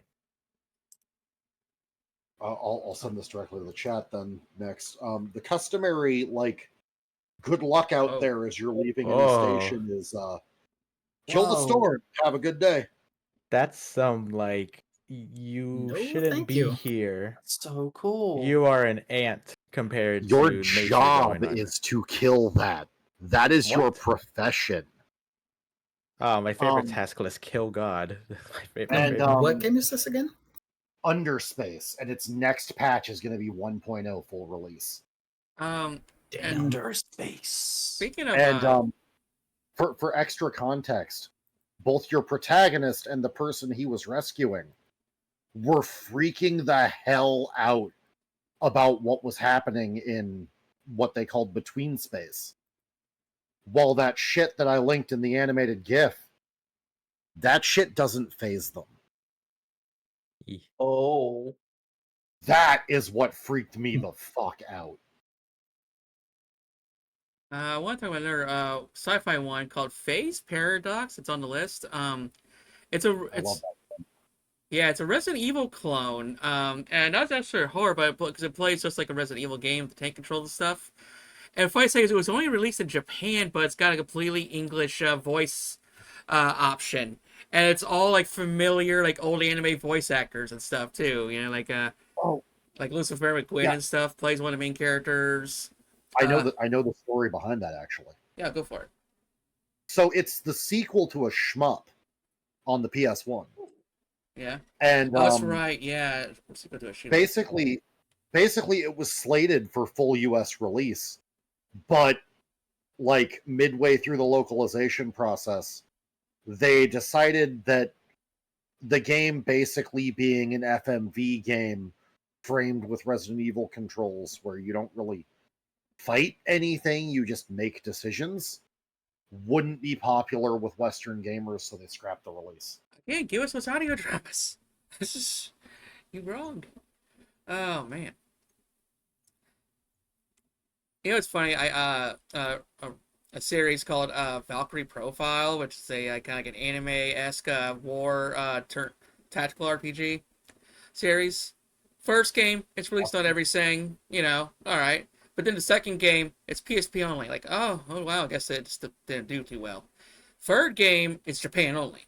Like, oh wow, yeah, I guess it's just kind of not really popular in the West. Guess it really didn't do well. Then the fourth game, it's back on everything. Oh, Wait, wonderful. Yeah. wait a minute. Valkyrie Profile Lenneth on PSP. No. Valkyria Chronicles. It's easy Oh! to fix them up. You said Valkyrie Profile. It's like I said, it's easy to fix them up. You did say Valkyrie Profile. I have played Valkyria Chronicles. That's Is a it? pretty decent game. Valkyria Chronicles is such a weird game. Yeah, But like a little fan service too. Yeah. The core of it's really good. It does get actually playing it is kind of tedious, but the core Yeah. of it's really good. Yeah, The it did look very gameplay is tedious. good, but it is split up into so many incredibly tiny chapters, and that makes it frustrating to get through. Storyline is like viscerally realistic, Mm-hmm. but also unpleasantly so. Like, yeah, it makes sense that I'm having to organize squads to manage my fucking army's internal racism against people with dark hair. Yeah. I have dark hair. Oh no, Yeah, they that's call no them bueno for me. darkskin and they're considered cursed.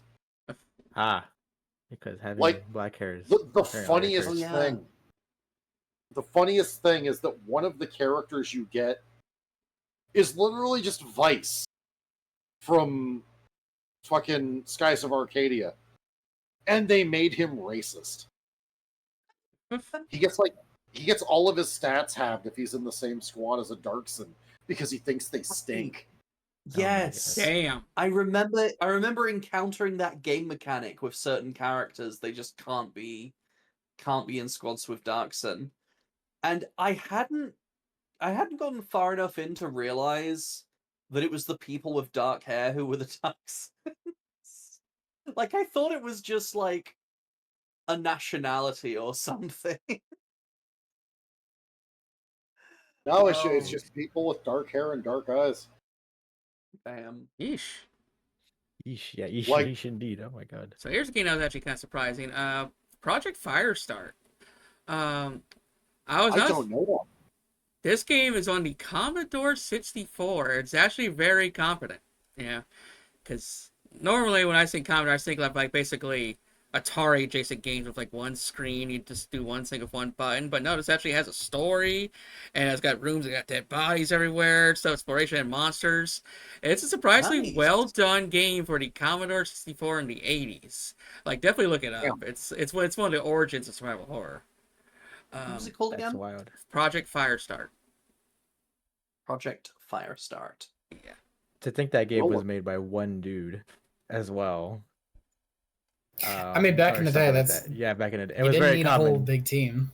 Yeah, exactly. But it just baffles me because of course like the technology obviously wasn't there to create the games of scale that we have nowadays. But to think that someone had this idea of like, well, what if we had, these game mechanics that, sound like totally revolutionary in terms of when it was released, but they just thought about it and they're like, we'll try it, why not? And I don't know how popular that game was when it came out, if it was like a Yeah. critical I, like received well or had a lot of sales or whatnot. But to think that somebody 30 years ago had like some foresight and been like, oh, what if we make a game like this instead, compared to what everything else was, which was like arcadey kind of heavily games. inspired by Alien. So Oh, don't even get me started on Alien. Oh, I could go a whole rabbit hole. Oh, I see. about that. I see Manhunt on there. Ooh. Manhunt. Manhunt is a game I was not allowed to buy as a kid. That's yeah. I played it. I kind of would hope so. I played it later in As a life, child. and I'm like, I'd be more shocked and I'd be more, sickened by the violence if the game didn't fucking suck. I'd say Like, because isn't it just a bunch in of like the- QTEs and stuff?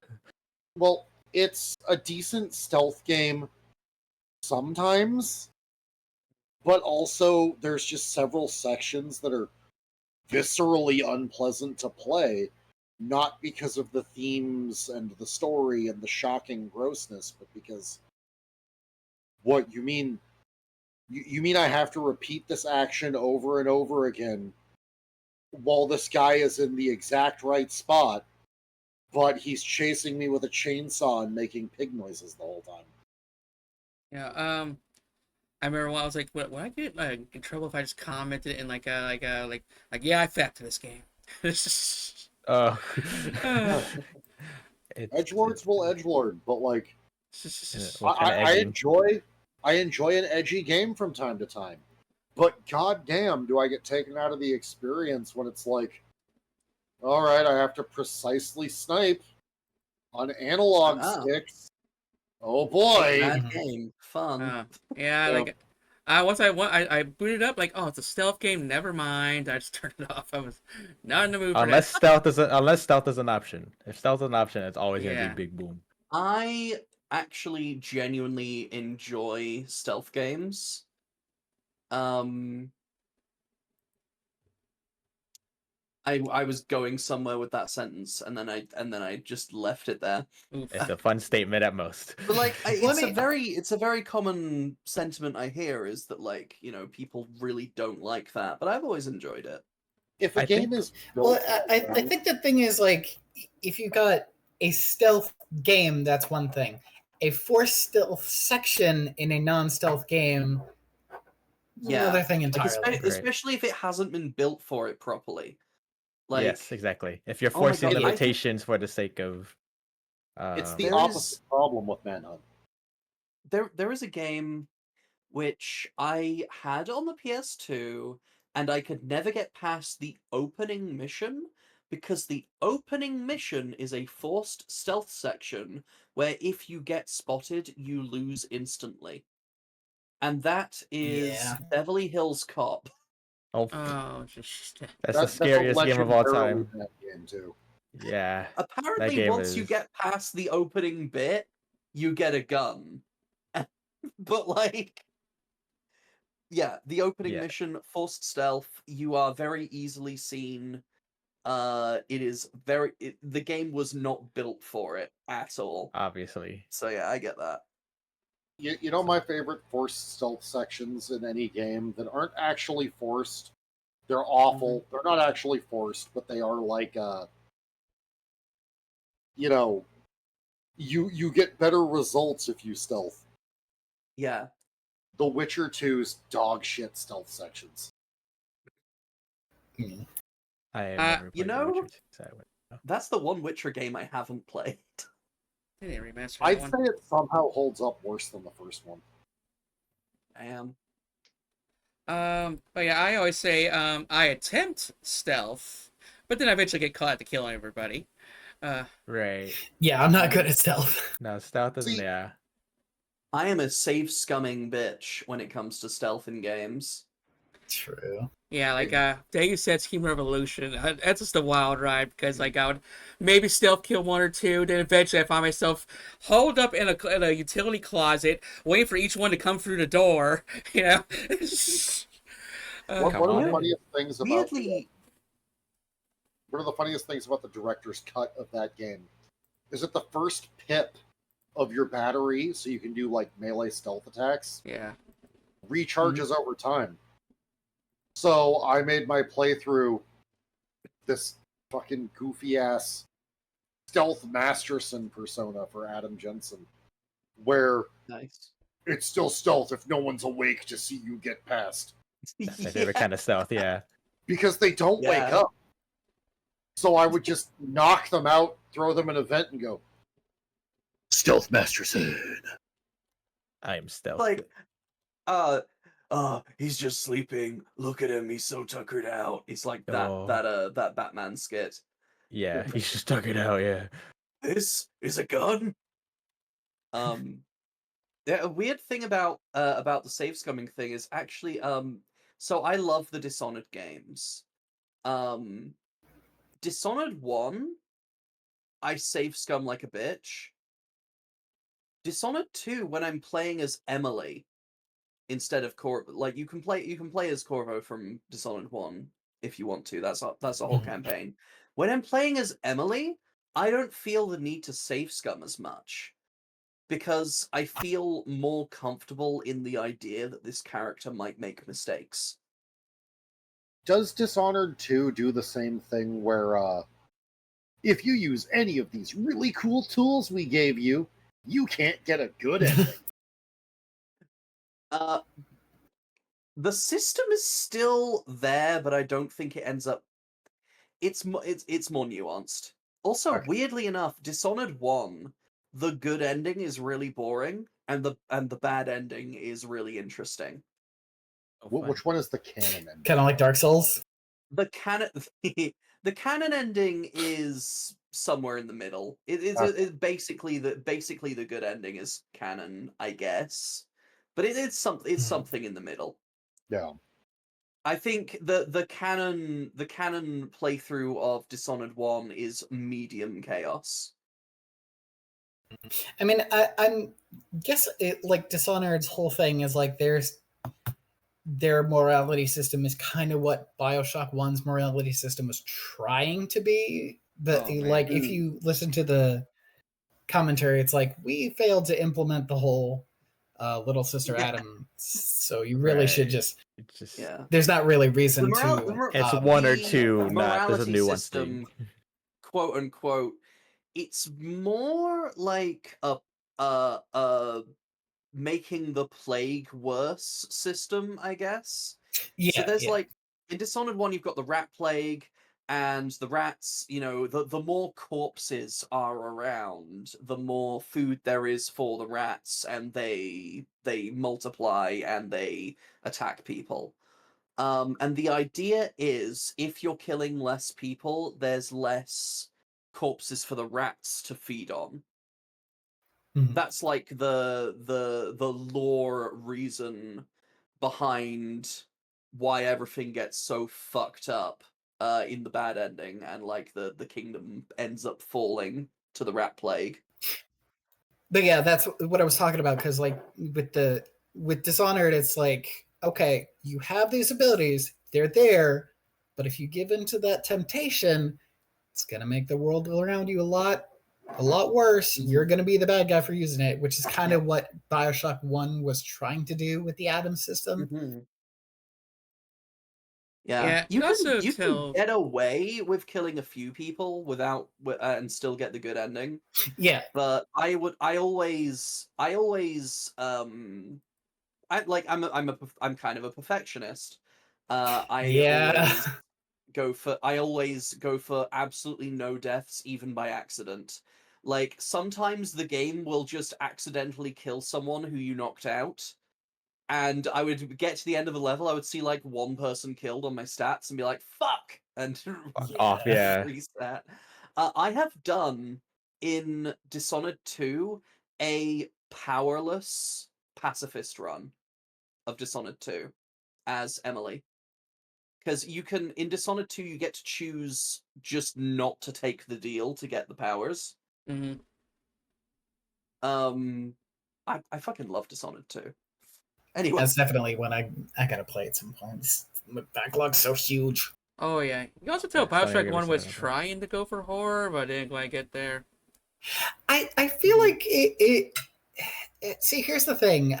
When it comes to the horror genre, I feel like there is horror that is actually trying to make you feel scared or shocked, but then there's also things like yeah, BioShock 1, there's dead bodies all the place. You're getting jumped and it's like there are horror elements, but it's more of an action shooter game about the story than it is about the feeling of being vulnerable and scared. I think my favorite horror games tend to be the ones that don't try to make you afraid for the characters, but rather about the implications of what's going on, I guess. Mm-hmm. Like So much like, oh, this character XYZ. I haven't played the second two game. I haven't played the last two games in the series yet, but Kodelka and Shadow Hearts are genuinely like games that make you worry about the world you're inhabiting, because like one guy getting upset enough to go on a revenge tour can fuck the entire world, or one, you know, tortured soul can grow so powerful it becomes a world-ending threat. Like fucking some dude got sad that his girlfriend died, and now it's everybody's problem. Oh yeah, or like someone was trying to bring back her daughter, or, like everyone's kid dies. All Yeah. hell breaks loose. Yep. Yep. Shadow Hearts is one of my favorite examples because it's like two stories back to back that like deal with people who have been generationally fucked over. Um, basically at the hands of a cardinal who was resentful of the Pope. Like,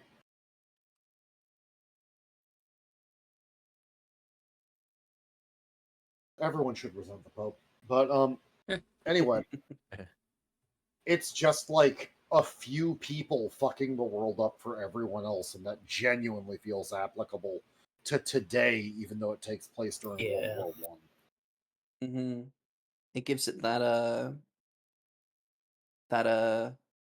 timeless feel, that undated feel, despite Timeless, it being yeah. very much set in a period.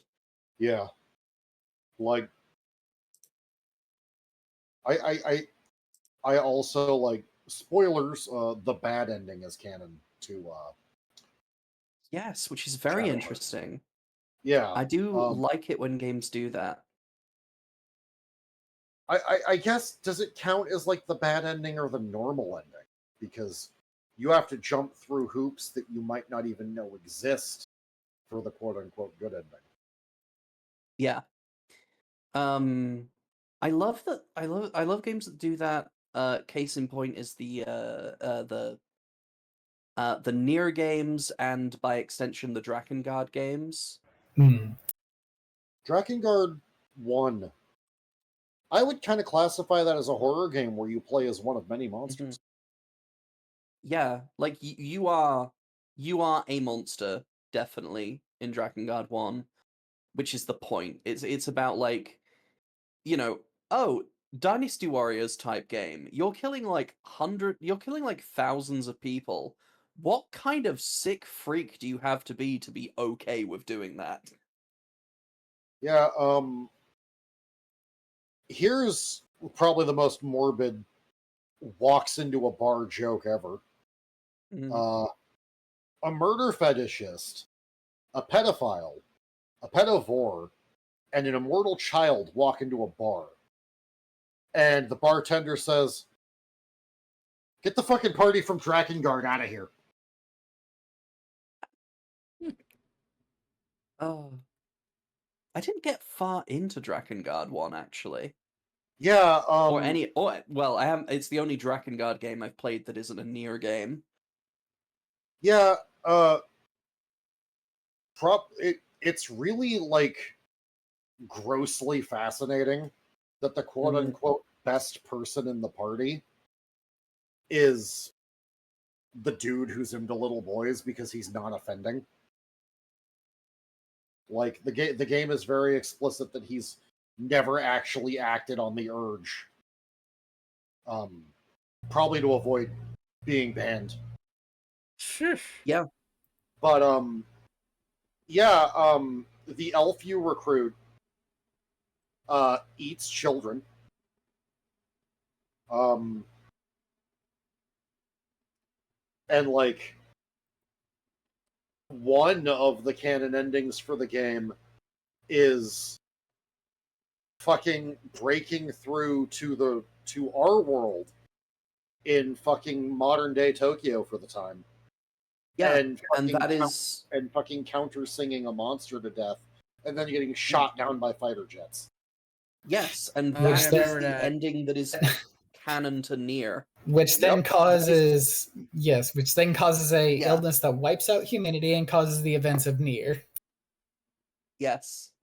It is wild that many people considered that a joke ending when it happened. But that's the ending that's canon to Nier. What's really funny is for like further Drakengard games, are any of the other endings canon? And so Funny they're all question. sad. Because like I like that Drakengard 1 has the first ending you get is a downer ending. Then you play it again, and the next ending you unlock is even worse, and the next ending you unlock is even worse. Also, Basically, I've been told. no ending except the one for Nier has any kind of implications that could lead to another game because like the central character that isn't the player character, the immortal child, isn't in any place to like be the center of a religion at the end of any of the endings. And by the center of the religion, I mean he's like the Pope. Fun. I'm kind of interested in playing Nier Automata or check out the anime. And a game that also has like no happy ending, Signalis. Oh man. Signalis is one one of those existentially terrifying games. Oh yeah, it's also like a somber Which masterpiece. is why I have not picked it up yet. Yeah. Oh, yeah. I Yeah. adore. I'm still not over s- Cyberpunk Edge Runners. I don't need that much trauma. I adore the story of Signalis, but the game itself is too difficult for me. Signalis is Signalis is the eternal stasis tragedy of a lesbian and her lesbian robot. But Mhm. like, yeah, it's like it basically it's a Resident Evil clone. But story plays out like a Silent Hill. Yeah. Yeah. And what's funny, it's based off the King in Yellow, but King in Yellow technically has a happy ending, but this does not have a happy ending. So you know, it's basically so I think Ricky actually said it best. A love story doomed to tragedy. That line just gives me chills. hmm Or Uh, doomed to Because tragedy. usually you Except expect in the love. except in the Mirabeau Studios version where Hatsune Miku and Gabriel from Ultra Kill turn up and and revive the dead lesbian. Gabriel really needs help taking down that damnable machine. I don't Yes. there's I don't know if this would count as horror per se, because I haven't seen this game until I played it recently. Mhm. Undertale. I Yeah. don't yeah, like I didn't know what to expect. I avoided spoilers by some miracle for a decade until I played it, minus the genocide route, which I'm not Mhm. looking forward to because I got the happy, true pacifist ending. Yay. Oh, And man. Pretty like, happy. Don't do yeah. the genocide route. I don't want to, but my fucking people are gonna The make me. genocide route isn't fun, and that's the It point. is, Yeah. yeah, I understand It's that, but I don't care grinding how out each good the area is incredibly boring, and then the fights are the hypest and toughest. The boss fights, the right, hypest and toughest shit in the which entire game. right, which that's what my understanding. It only gets harder, obviously, because you're going through it and you're slaughtering everyone. I don't know what happens in the ending. You do become an incredibly high level, but it doesn't help. It does not help one bit. Yeah. I got a game kind of So, locks you out of playing the game again. It's just but I remember like I don't know what it is about Undertale, but like seeing like the like aesthetic of it, it's very simple, right? And I always, in my opinion, what makes horror really good to me is that less is more. When you don't know certain things, that's not when everything's super vague and it's like you gotta take the steps and then they just leave you with that. It's like I don't know, but like when everything is like there has to be that fine balance of like vague enough to keep you wondering, but not explicit to tell you everything. Like you kind of figure it out for Mhm. yourself. And Undertale does in my opinion, a masterful job of leaving you those trails and like keeping you on edge because you don't know what everything is. Even if the game tells you, you're still wondering what the hell is this? Like, why is everything like this? Because even though I was doing the quote unquote good ending, there's that one moment where you go into the fucking like secret lab, whatever, right? And I was like genuinely like freaked out. And I Yes, remember I being actually told, missed that on my first run I was I didn't aiming see it for either. True Pacifist, and I just missed the secret lab. Like I didn't know to go back and look for it. Exactly. Yeah, I didn't know that was a thing either until I started. Until I had to go back and start doing all the side stuff, and then eventually you come across it.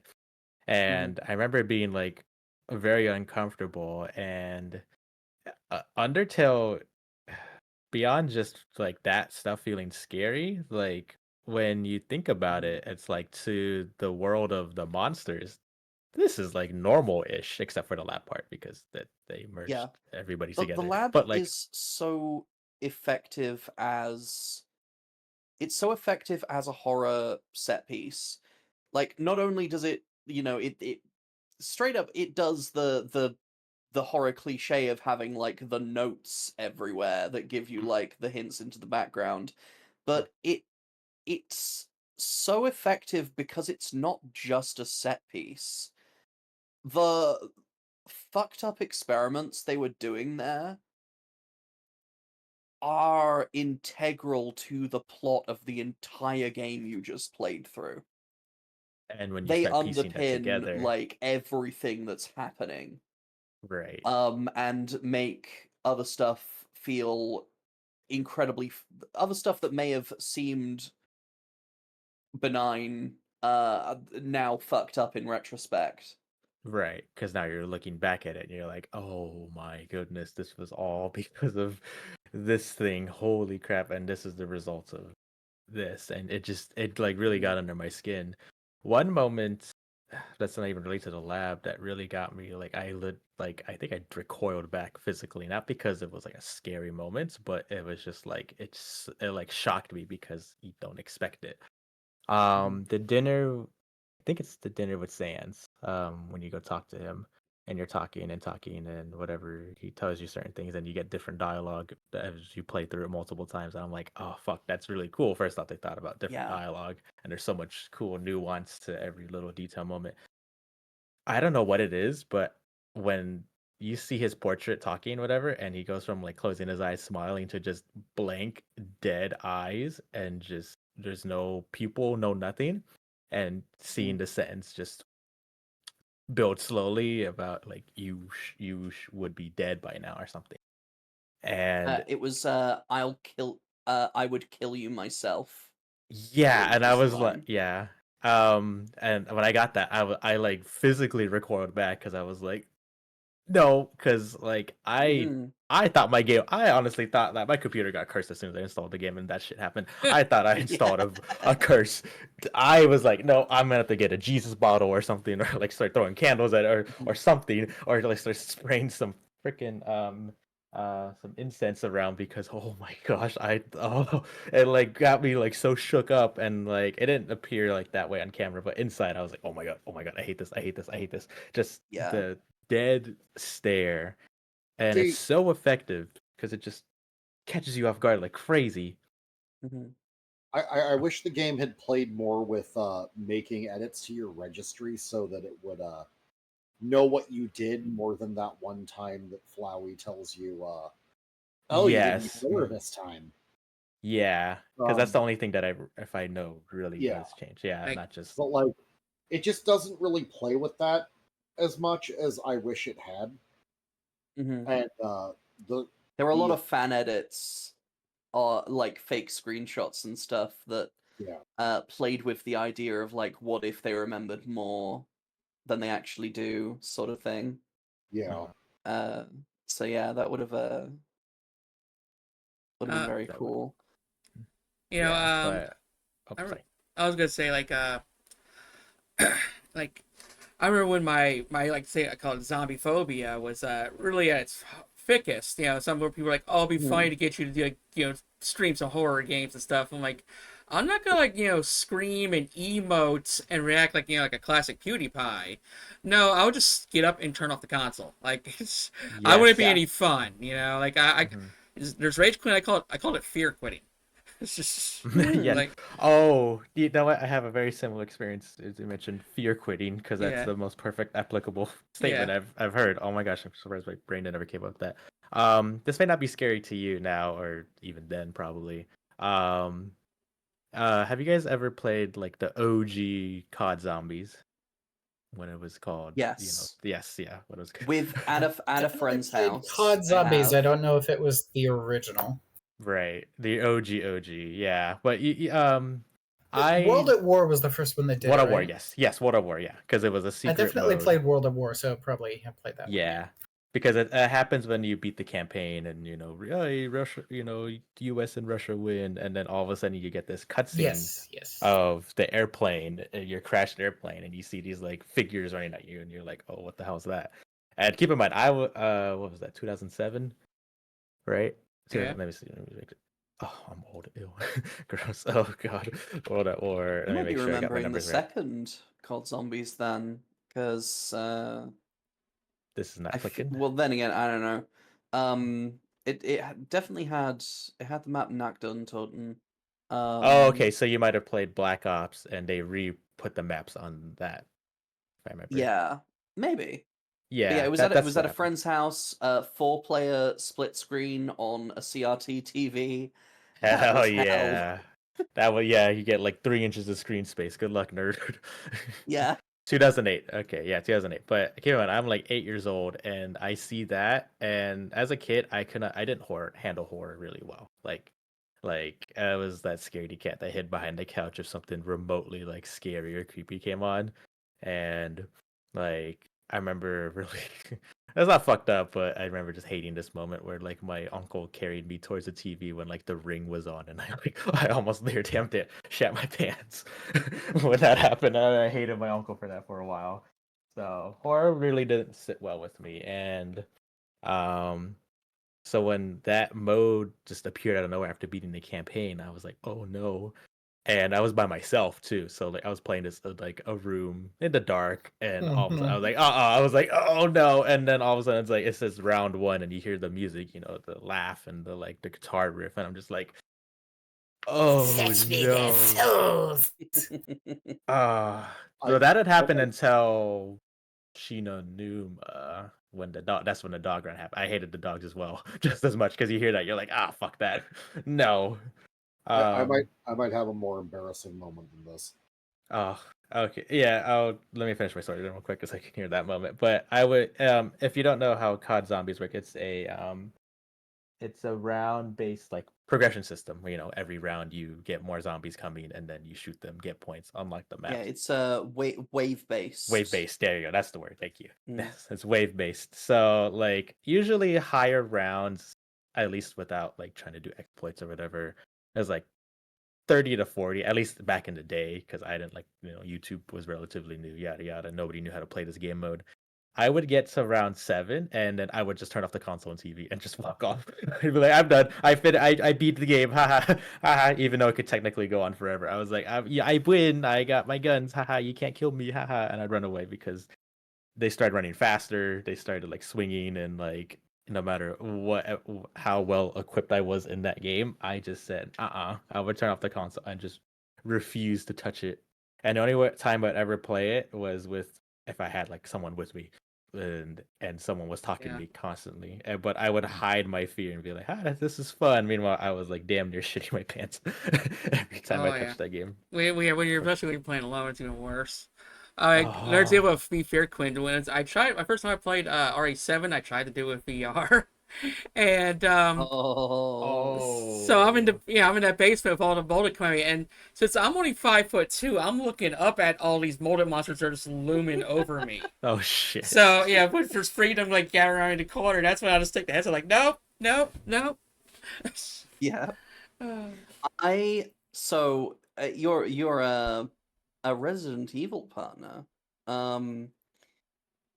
I played 4 on the Wii. As a young teen, or maybe a little bit earlier. Mm-hmm. That was my introduction. I finished the game. I know I finished it because I remember playing as Ada. But I didn't get back into Resident Evil until Resident Evil 7. Like, that was what brought me into the series and made me a fan of Resident Evil. I would say same. minus it was RE2, and then I didn't play 4 till way later, which I regret because I love that game. But then yeah, really 7, good. yeah. I think what helped with 7 was that I guess I had the YouTube influence and swaying at that point because I heard like, oh, RE5 is a ridiculous dumb game. RE6 is even dumber. You know, you hear that notion online and you're just like, you just avoid them, right? And Yeah. now I realize, man, I should have played those at least with co-op because I'm like, man, those are fun games. RE5 is one of the best co-op games I have ever played. It is pretty solid, especially Mercenaries. RE6 is not. Yeah, embrace it. So 5 it is. Yeah.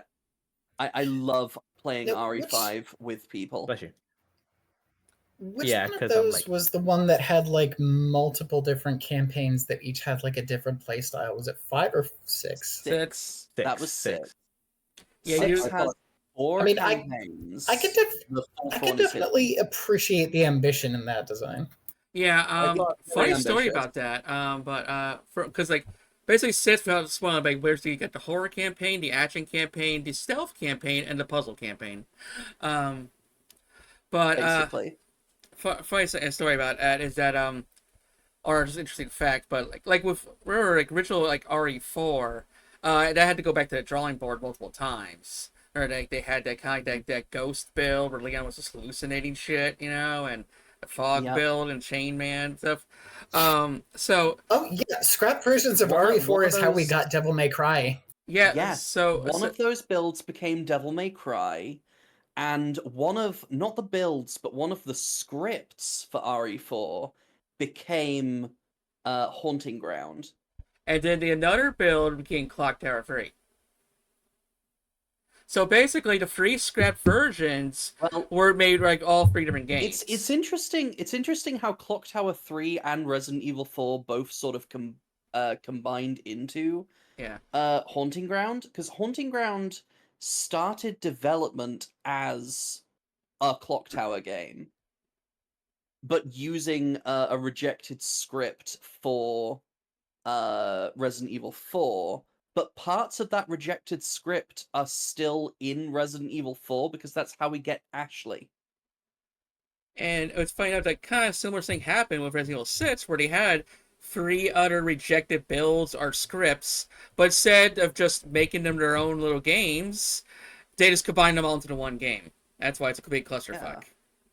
One big super ultra mega game. Yeah. Does anyone want to hear my least popular Resident Evil opinion? What's Go that? for it. Go for I it. like Operation Raccoon City. Hey, someone has to. My turn. But also, I think Raccoon played it. City, Revelations 1, and RE6, what I call my Red Bots era, where I couldn't afford new games, but I rented all 3 of them when they launched out of a Red Bots machine. So I had to like beat them in like 2 days, so wasn't constantly being charged for it. I Oh gosh, that's love Revelations 1, and I am so salty that it doesn't have a co-op story mode. It has Yeah. co-op for side mission, for like it has like a side mode that's co-op where you go through some of the levels from story mode and doing like objectives and shit. Yeah. But even though it's a co-op story, you have an AI partner the entire way through. You cannot play Revelations 1 in co-op. Yeah, that feels so weird, the whole AI partner but no co-op option. that's silly. And then Revelations 2 is a really good co-op game, but the AI partners are brain dead. Yep. Oh man. So I had the misfortune of playing Operation Raccoon City at launch on the 360, pre-patched. Ooh. Yeah, so I basically, like the game and I wouldn't even do that. what's that? I Oh yeah. like the game and I wouldn't even do that. So yeah, 'cause I picked it up first thing at Redbots, and yeah, so let's go over some of the glitches here. Like first off, you can only hold one of each item for some odd reason. You know, it feels like you should be able to hold like multiple like grenades or first aid sprays or herbs, but no, you can only hold one of each item. Unless you're the medic, and then you got infinite healing items. And every ammo pickup, whether it be because you got like your single clips for small amounts, you got like a little ammo bots, then you have the big uh, trunks that like lets you fully refill up all your ammo. But no, even everything, even the little small ammo clips, completely refill your ammo. So you practically had infinite ammo.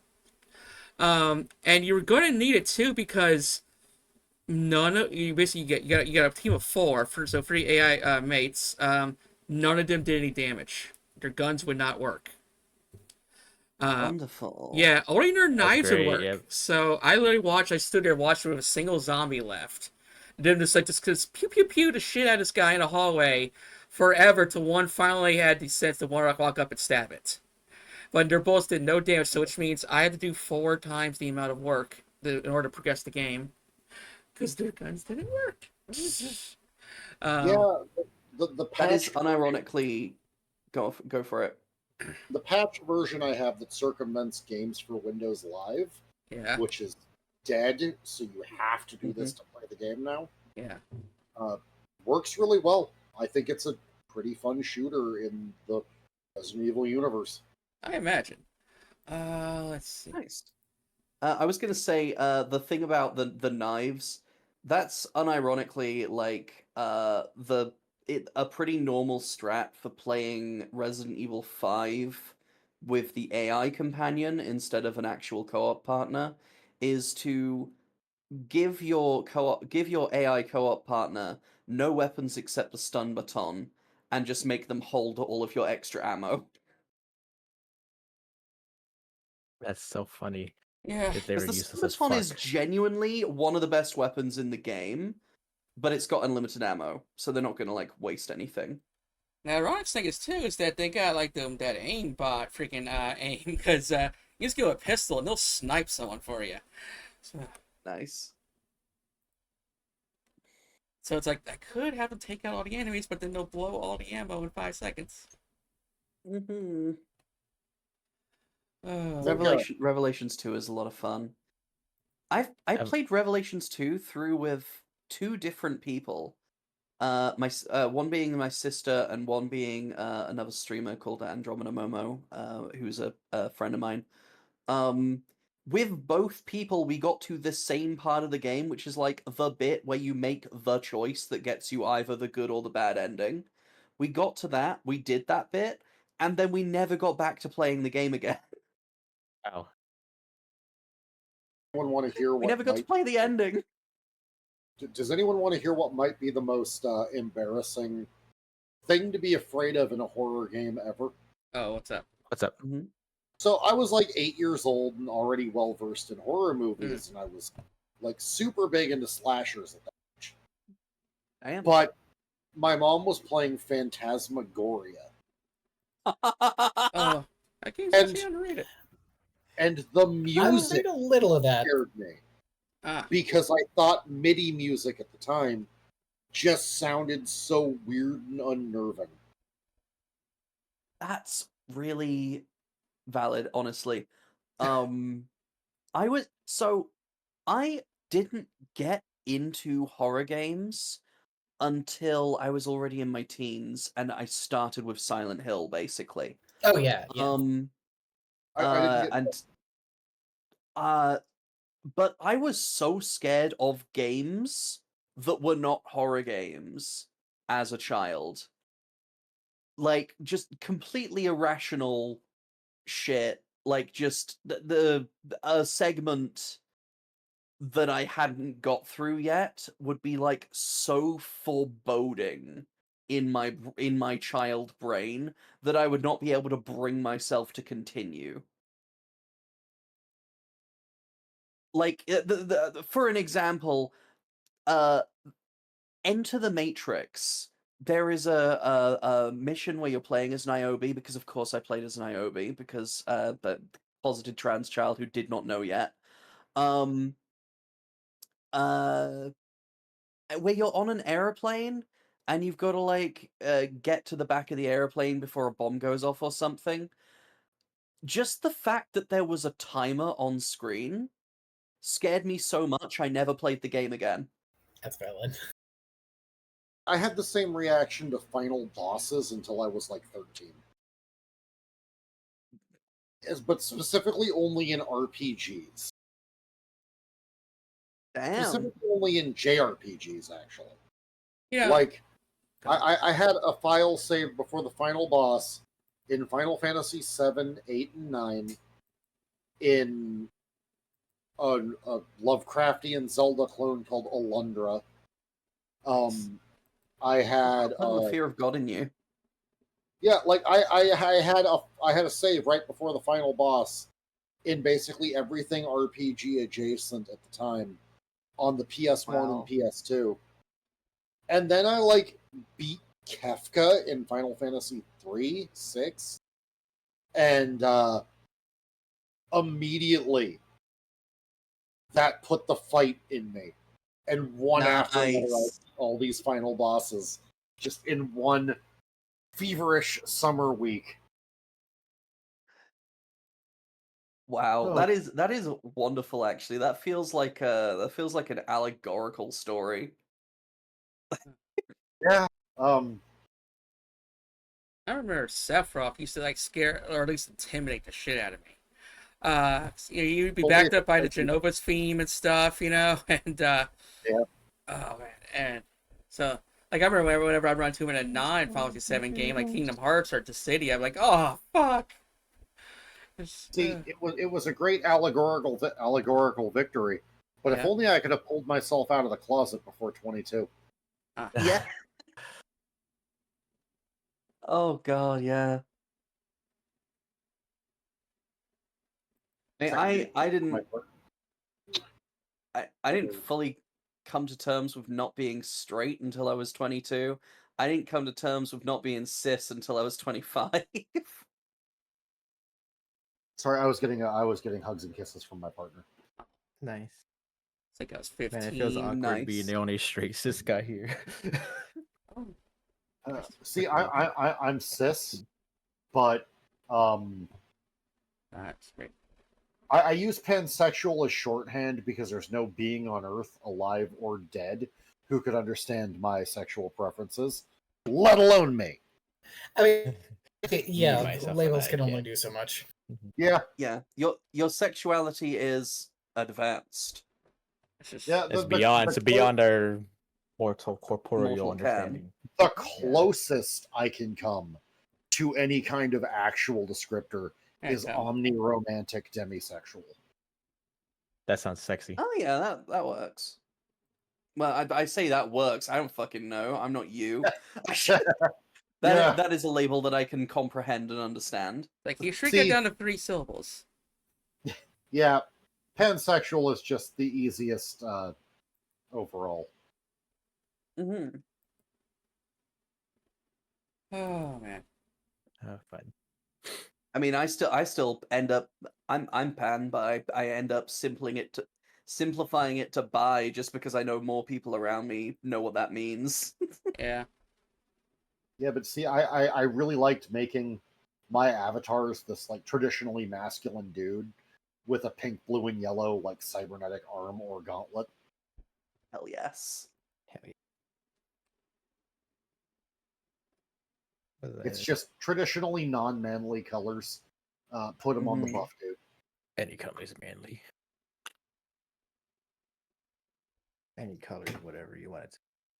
That's fair. Fucking Pink is the manliest color. It's the Pink is color the- of a man's forehead as he strains. It's The just, color of a man's wiener. See- that color is clear. the thing that really fucking set me off about real men wear pink is that I used to read this webcomic called Dominic Deegan Oracle for Hire. And the protagonist's father was a bard / legendary swordsman who was obsessed with the color pink. And a running theme throughout the comic is that he thinks he's fluent in Orcish, but his Orcish is terrible. Just, No. And then I speak whale. at the end of the comic, he's sword fighting with, I don't remember who, but he says in actual fluent Orcish, "Real men wear pink, and that's why I've been letting them call me Little Pink Man in Pink for decades." And then kicks the guy off a balcony or something. Man, that guy here gets to hear the gayest shit he's ever heard right before he dies. What a Oh, wild Yeah, that's called a sentence power to move. say perfectly. Yeah. Oh, He's actually been fluent the whole time. He's just a bard. He's a funny guy. oh man. And straight back to horror though. There's The Yeah. point of the podcast. Yeah, you're pretty far in, yeah. It's almost like Alright. conversations tend to stray. Oh yeah. But like I'm very bad at that. I have terrible ADHD. I say I do like a part I 0 think we all to do. the Resident Same. Evil retrospective for all about Sweet Home.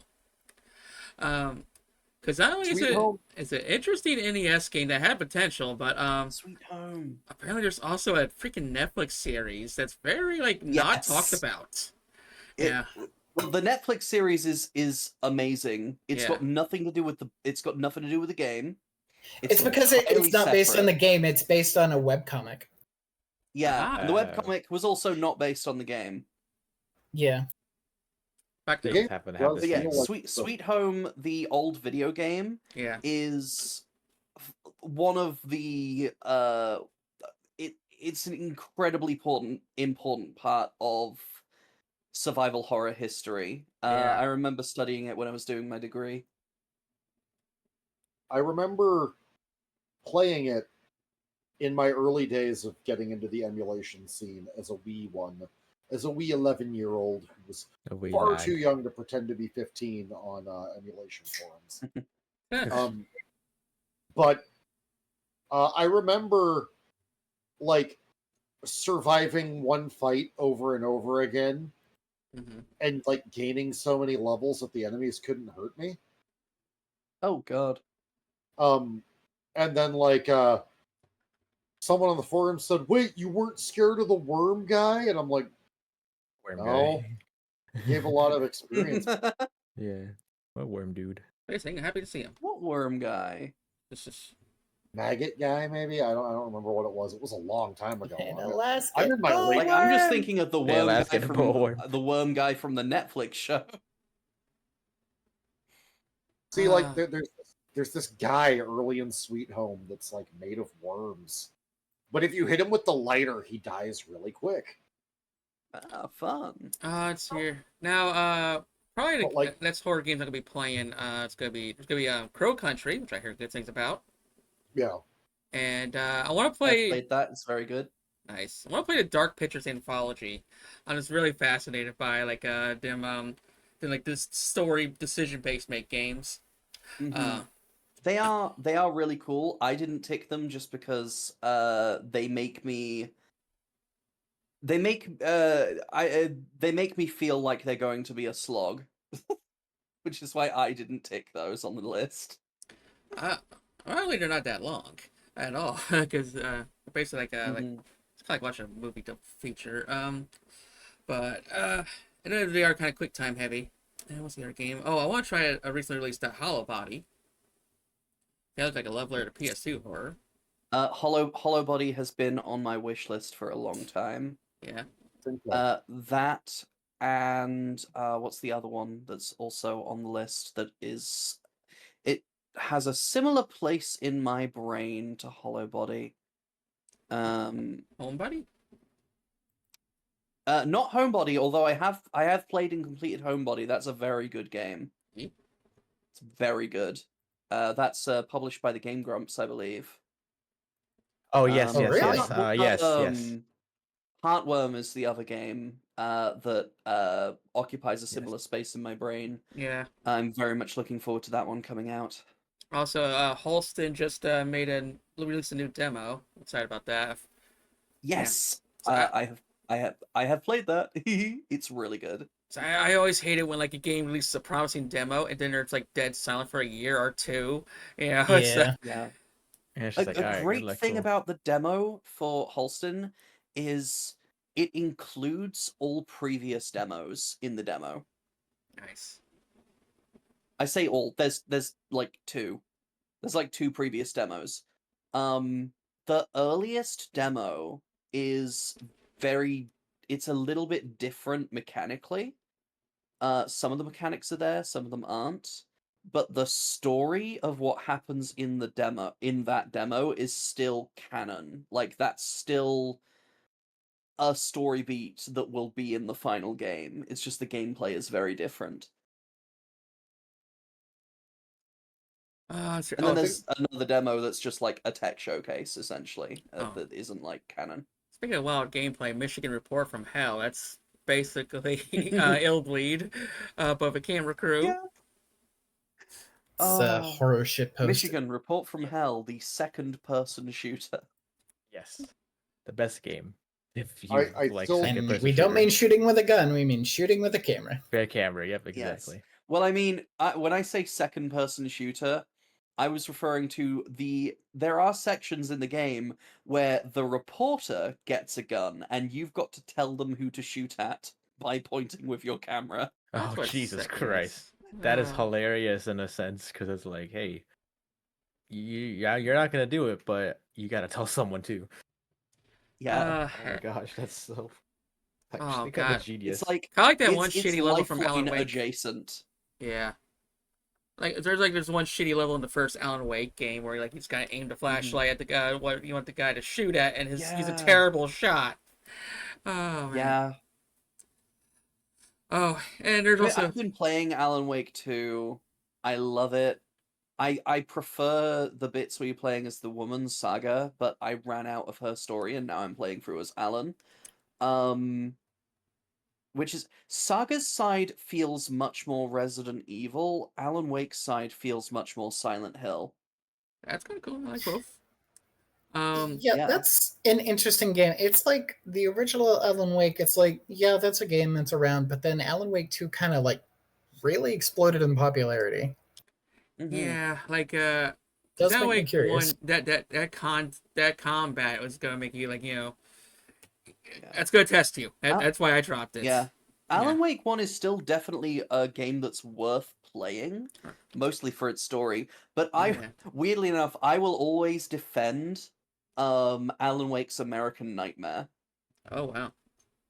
I love Alan Wake's American Nightmare.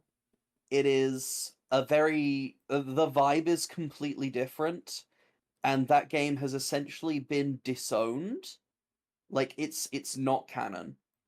But it is set within a time loop, Mhm. and I am a sucker for time loops.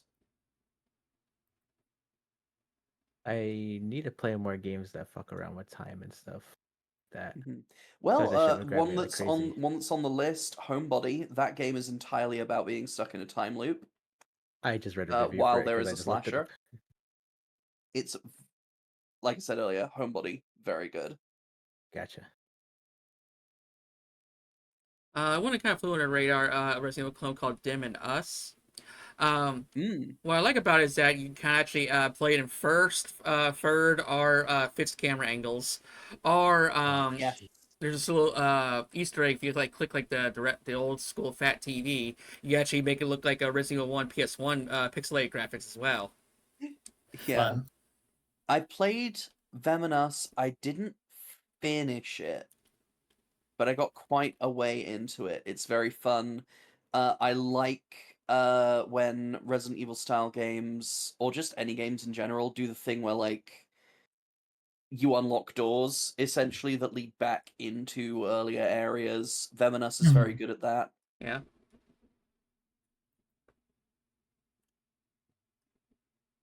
Oh, and a horror adjacent. We talked about eating rats earlier. Well, there's the Vampire the Masquerade games. Definitely been on my radar for a while. I love Bloodlines. I was so hyped for Bloodlines 2, and then it got put on indefinite hiatus, and Oh I man. was sad. Also, I think Tragedy. I mean, It- it's. its original release is gonna be on my I think- birthday. I mean, it is still slated to come out. I believe it's just Yeah. Yeah, they've Games take a started while. talking about it again, which is nice because for a few years we heard nothing. Because I remember that it was that 2020 March 2020, like that was like a golden month for me because there was that game, the Persona 5 Royale was also dropped on my birthday, and in that same month we had Resident Evil 3 remake and Final Fantasy 7 remake, probably something else, Yeah, and they're all it was asking like a like stacked. yeah, and people were asking what I was most excited for, and they're always all surprised because I was like, oh, Bloodlines 2.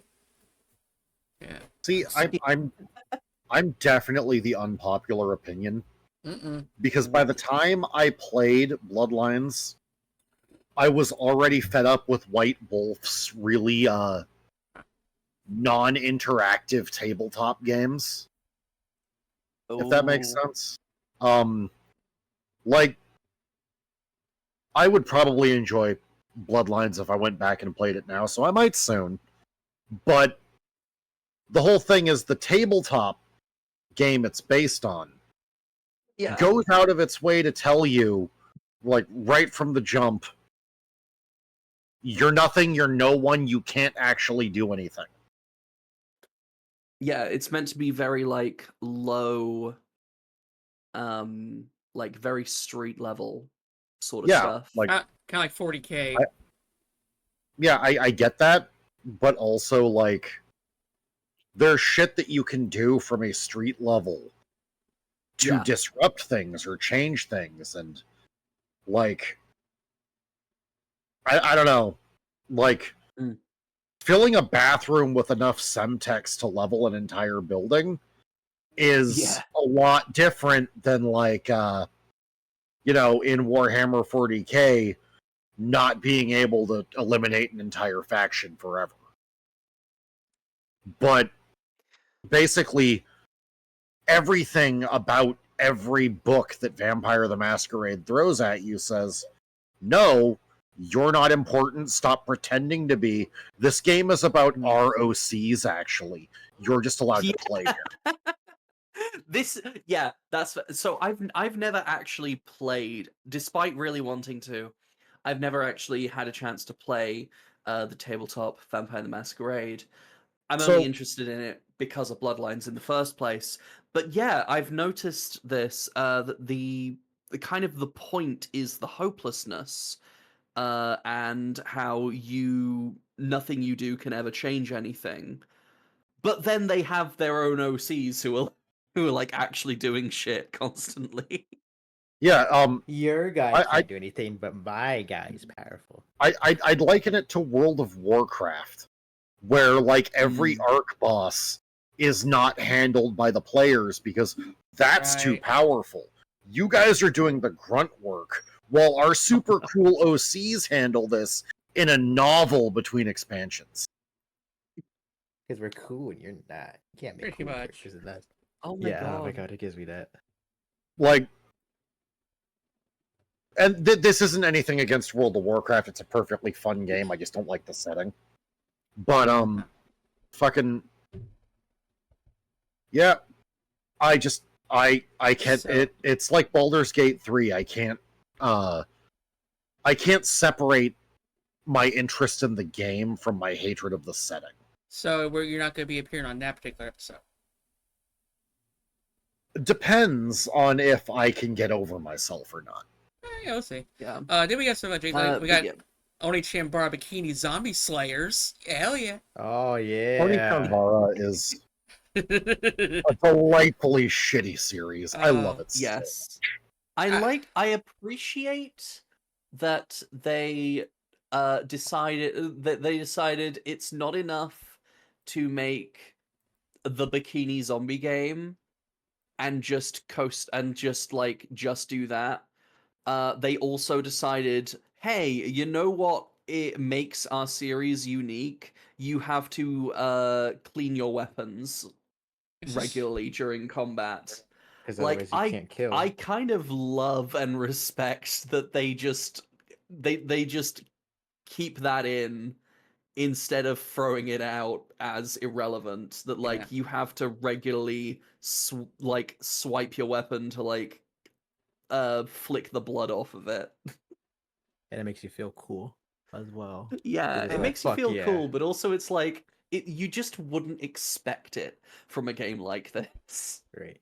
You'd expect it from a more serious simulation Like style. simulation type, exactly, yeah, or Yeah. like a heavily like realistic game. I always I like reviews where you got these purists like they're like, oh, usually like, ooh, fan service, but they're like, talking shit in the game, but then they're like, as for the gameplay, it's really fucking good. It's really fucking good. Yeah. Yep. Oh man. Like Speaking of bad gameplay, does anyone want to make bets if I survive the Ring Terror's Realm or not? You'll have 7 days. So You God. will. that'd be a challenge. Will you survive being egg? Every time I get past the intro, no matter how many times I've done it, every time the moment I'm done laughing my ass off at, you okay, lady? I physically jump out of my fucking skin when the office building music starts up. oh, Isn't it like one sound loop through most of the game? Yeah. Yeah, like I never expect it, even though I've heard it a million times. It's like, all right, Robert, I'll work here without you. I can't be sad forever. And then I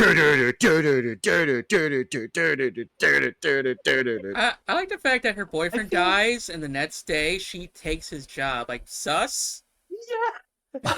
Yeah. like, what happened to What Robert? happened They're my here, Egg? friends. What happened to I Robert? feel- They're my friends. I feel so sorry for the voice actress for Meg because I saw a video about Ring Terror's Reign recently where they actually got an interview with her, and she was not paid for the job. Oh, She was given a pair of headphones, and told that she would be paid, and then they just never contacted her again. Jesus. goodness. She looked at footage of the game the day before being interviewed for this one YouTube video, Yeah. and as soon as the game started and she said, hi, I'm Egg, she was so fucking infuriated that like they just didn't seem to catch that during the recording session. You have to link me to this video. Oh, I need I this will context. Right.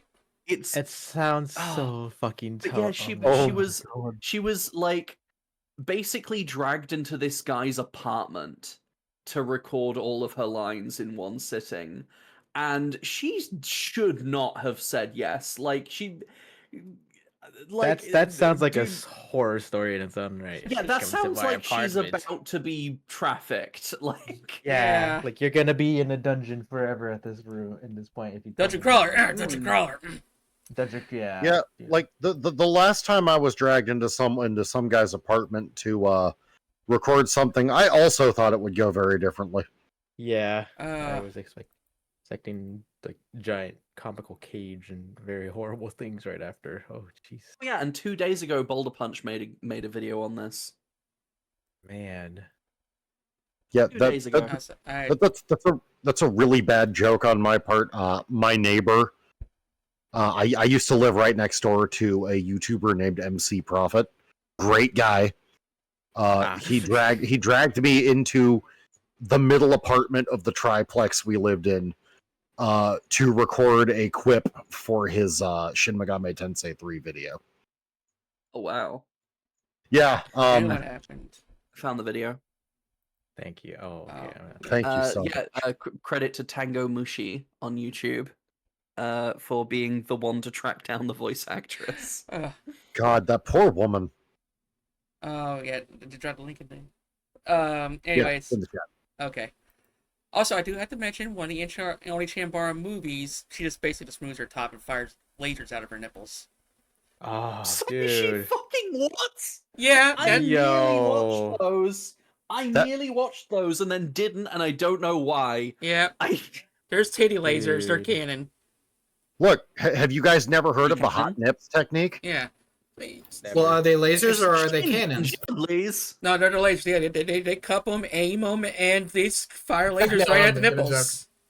Yeah. That's a real martial arts technique. Yeah. It's called the hot nips technique. Take this, It- my God. super laser milk. Oh. Look, it's from the same school of martial arts that gives us the dick twist. You grab his dick and twist it. Grab his dick, twist it. Bop it. Give him the old dick twist. Don't Give him the Twist it, old dick pop it. twist. Give him the old dick Pull it. twist. Pull Pull it, some more. twist it, flick it, Bop it. Twist flick it. it, shout Here I it, thought the spin it. only combat usage for tits is if you had really big ones, you could just smack someone around with Just them. clap, yeah, just do the clap motion, just bam, right in the middle, bam. I'm trying to sneak around, but the clap of my tits keeps alerting the guards. They seem to be hard on as well. I mean, hard on my location. I mean, hard. Damn it. Two guys on me. Two guys on me. Two guys on me. One come shot. One shot. One shot. Shit. Look, No, why did look. you say that? Sorry, I just saw the gift that was sent. Otacon, all I'm saying is if a man in pink can't beat off a whole room of dudes, he doesn't have any business wearing pink. Snake, what the hell are you saying? Like, what the You fuck are heard you on me. about? You heard me. Sir, this is the God. Wendy's. It's Pride There's Month. the You know what Wendy's. that means. Crab battle. Oh man, that's like. I'm reading a review for Onichambra, Steam review, with this man or person who has 0.8 hours on record. Recommended. Posted recently on June 8th. This dates the video, sorry. A game for the discerning and classy type of gooner featuring fast hack and slash combat with stylish moves, a story of estranged families and betrayal, and an OST that sounds like a baby metal album. The sexualization is bizarre and gratuitous, but somehow tasteful. The combat isn't deep, but simple to pick up and satisfying. It is not exceptional in any area, but manages to be a compelling package. And it's probably not a must-play, but a good time sink if you're bored. I'm pretty sure the series must be dead since the developer's only been putting out licensed anime games since 2020, but this series is the one that could shine in the right circumstance. You know, Certainly I just compels have my package. I kind of agree with that review. Yeah, I just have one thing to say about that review.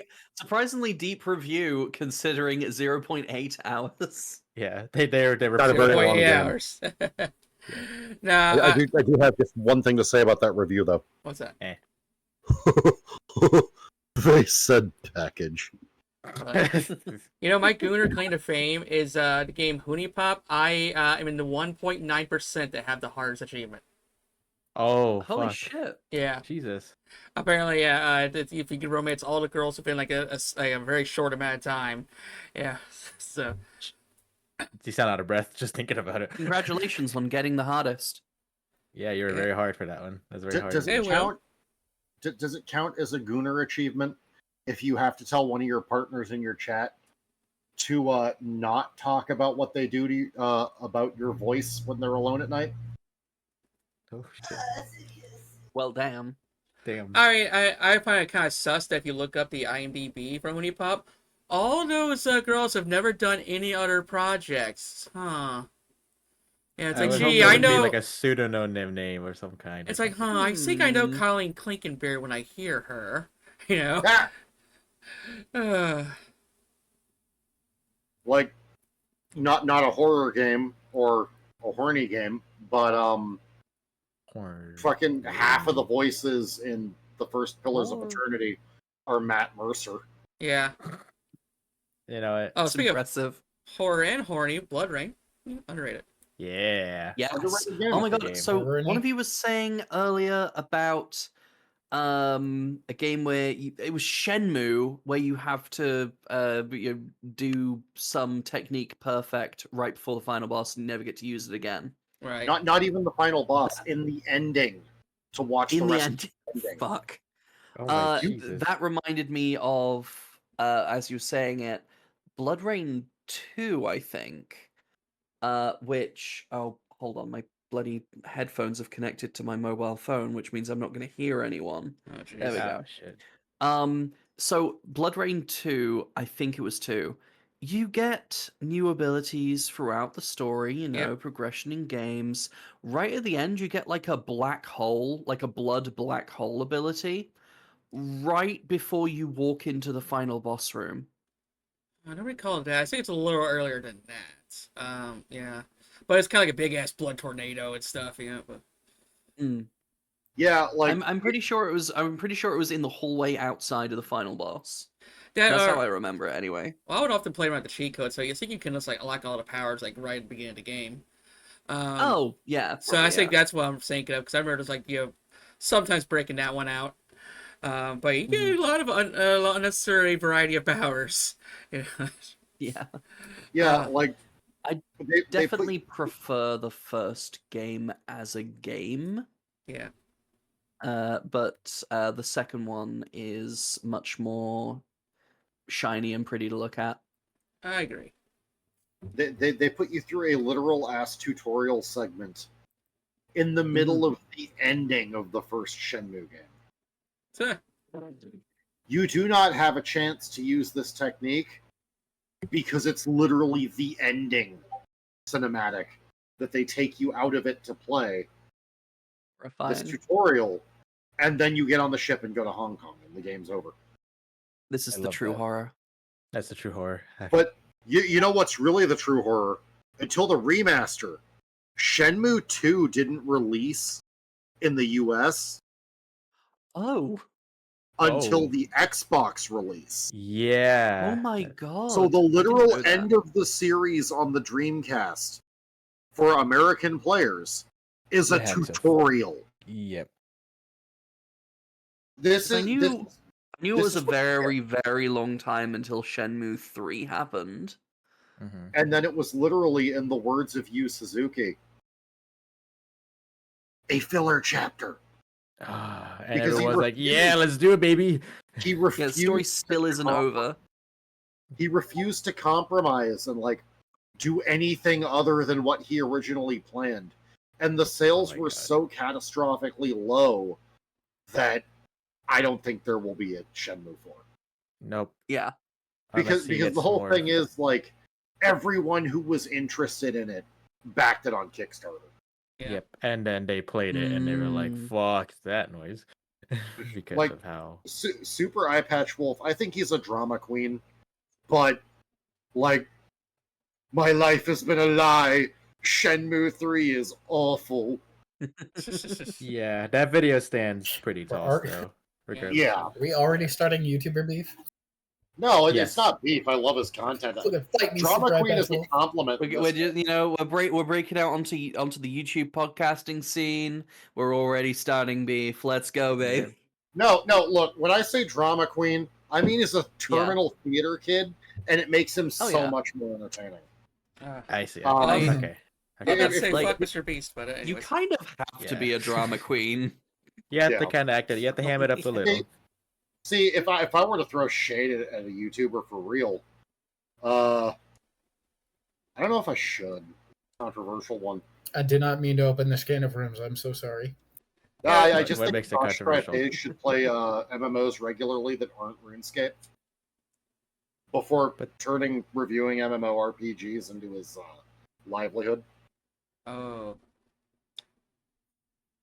But so I just got this video in my recommends called "Are the Straights Okay?"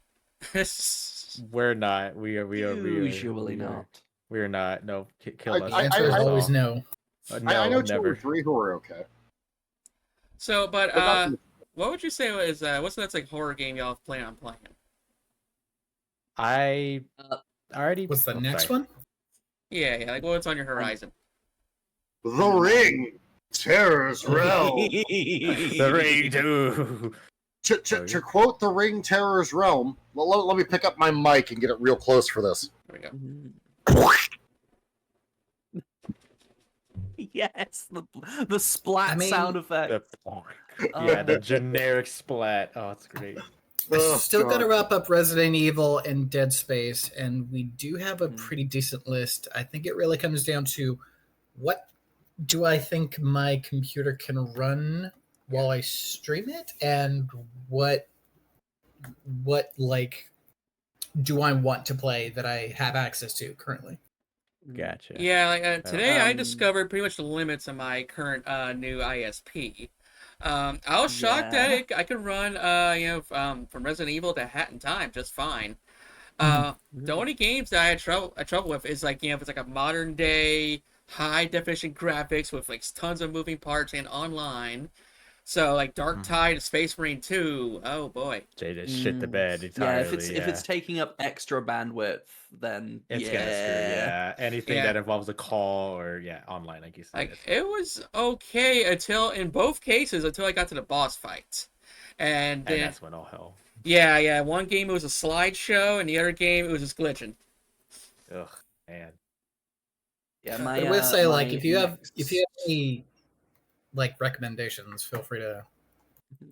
The next horror game I'm going to be playing is Post Trauma, which is on your wish list, Tilly. Yeah. Yep.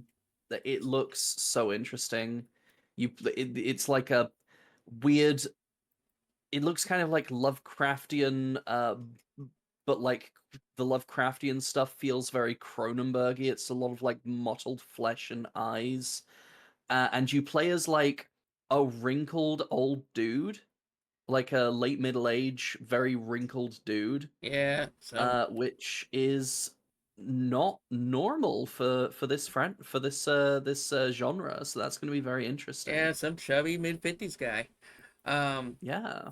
And I gotta say that the game is kind of like a Silent Hill-esque, and a little more puzzle than combat. Yeah, it's a plus in my book. I was gonna say at some point, the Resident Evil, I love all of the modern Resident Evil games. I love all of the recent remakes, even the Resident Evil 3 remake. The only reason I haven't really played the original games much is because I find them to be really difficult. Yeah, I'm definitely been getting with like playing through the original Resi 1. Like I've picked up Resident Evils 1, 2, and 3 original. Well, I've picked up Resident Evil 1 remake and Resident Evils 2 and 3 original on many occasions, but like they're just so crushingly hard if you don't already know the games inside out. Yeah, like that. Right.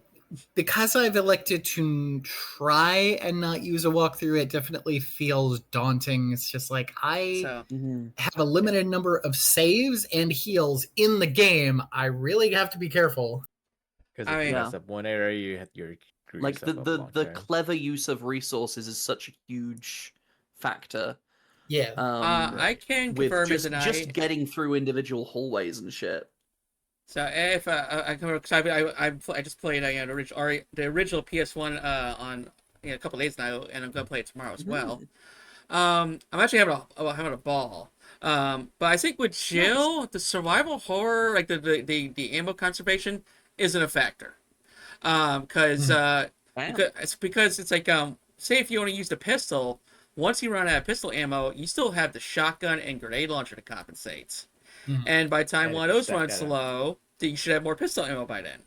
So I mean, I've been finding plenty of pistol in your inventory. Yeah. So yeah, that assumes you are a compulsive hoarder of some kind. Jill has more inventory slots than Chris. Yeah, exactly. Not only does she have more inventory slots, she starts with a gun, has a lockpick.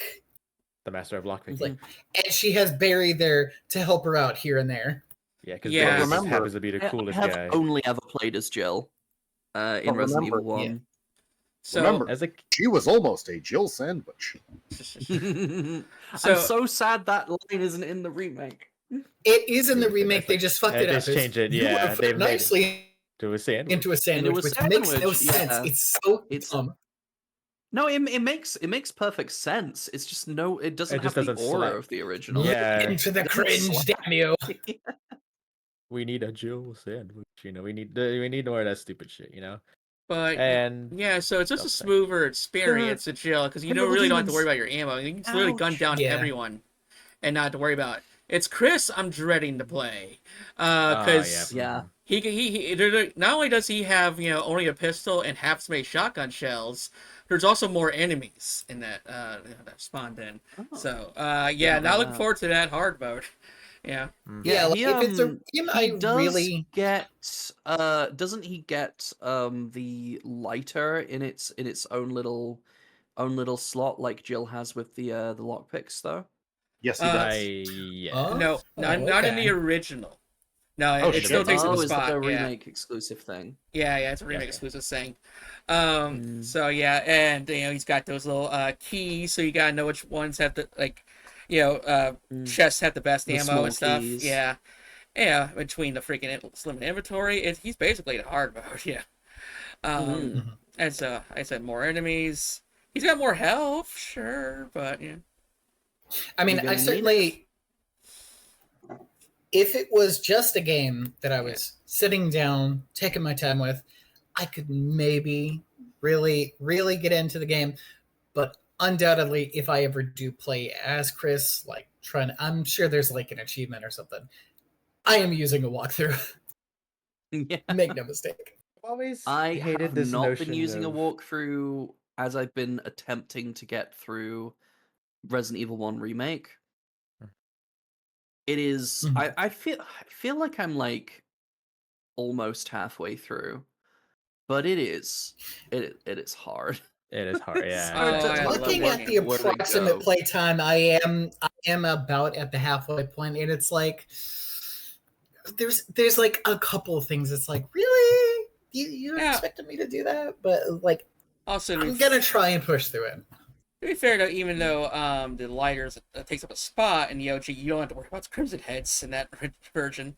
Because Oh yeah. Oh, yeah. Crimson Heads are awful. Yeah.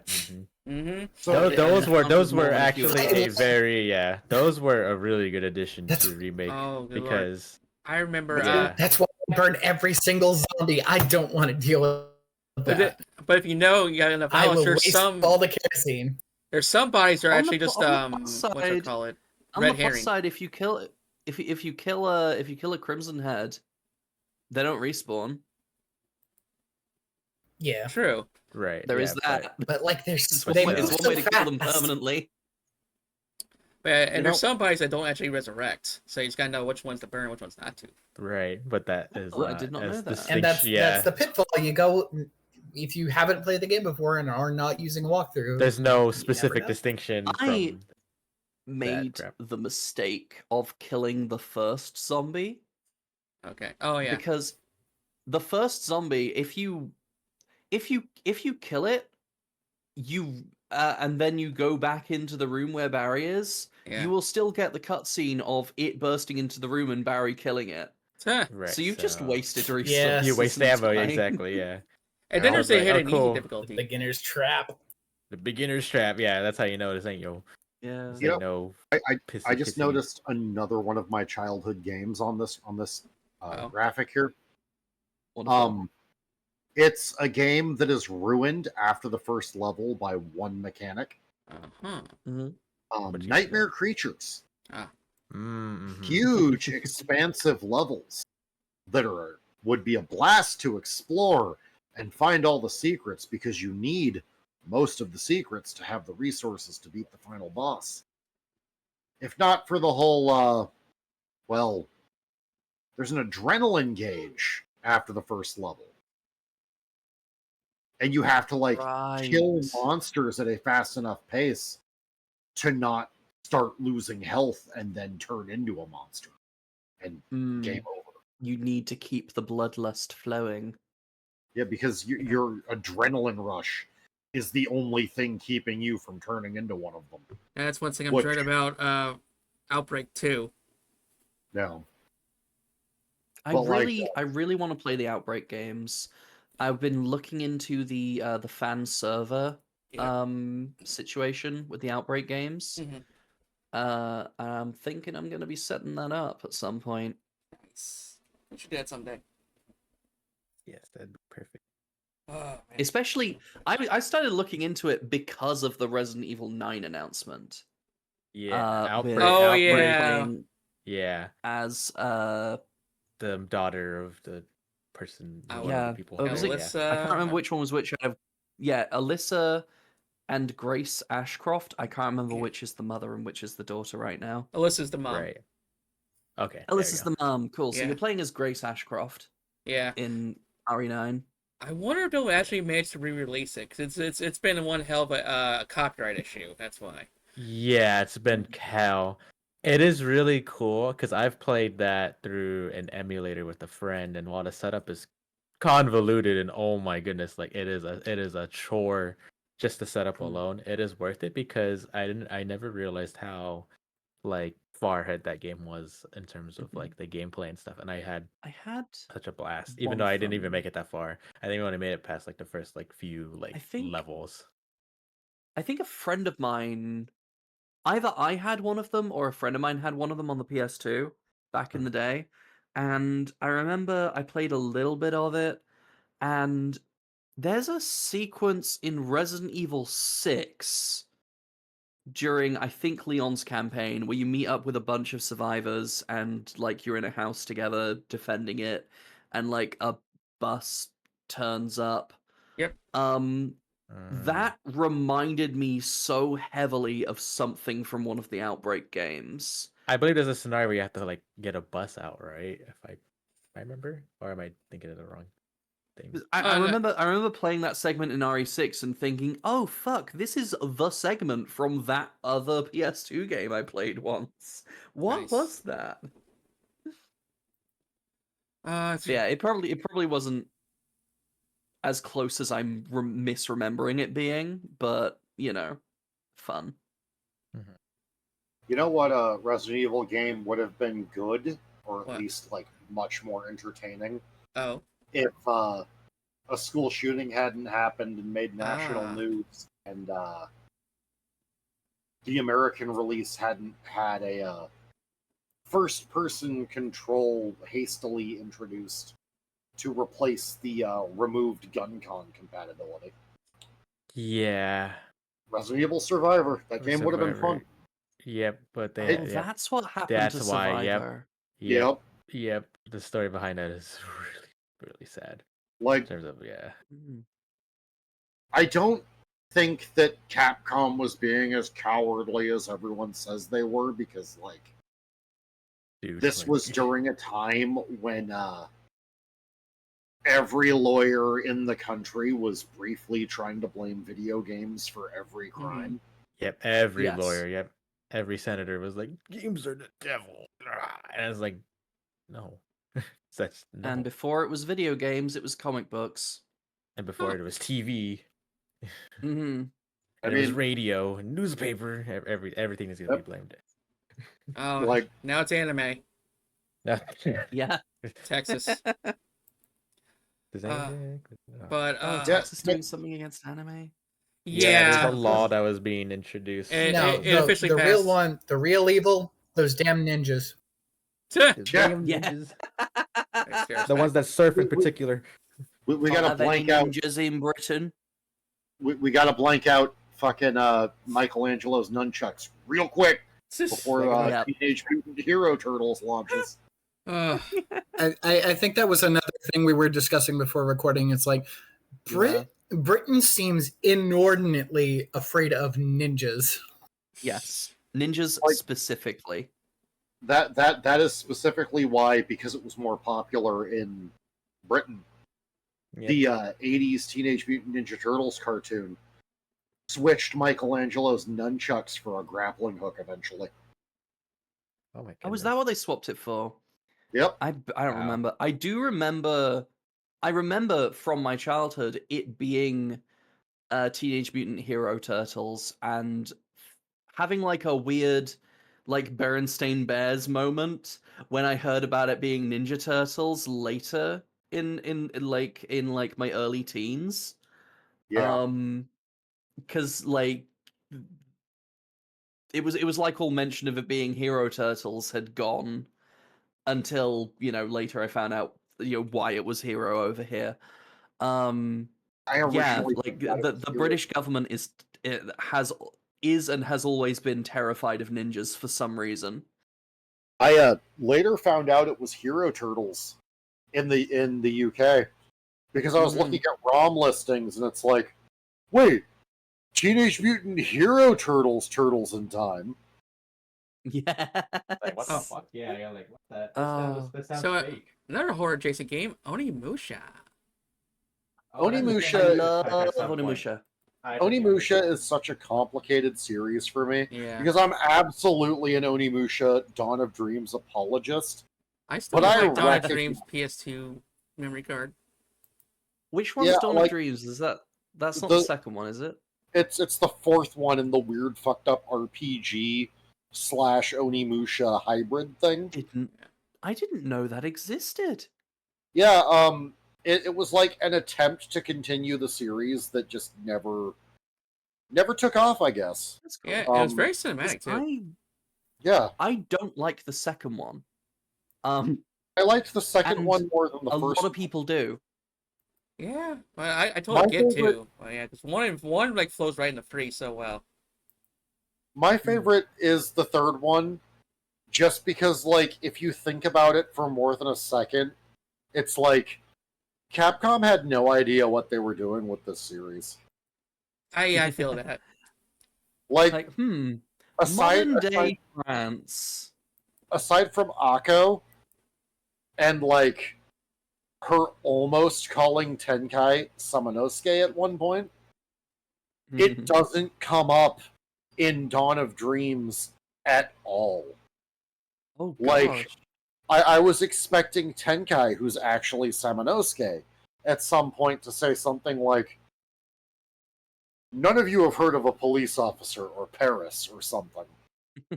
But instead, they have this weird, touching moment between fucking Roberto Frois, the Spaniard you recruit who's half Japanese, and Soki, who's actually fucking Ieyasu Tokugawa. And Of course he fucking is. because they're both half white, they have this moment where fucking Soki is just incredulous at Roberto's describing wheat bread at a point in Japanese history where they probably would have been exposed to it because, like, Portuguese traders on that artificial island. Yeah.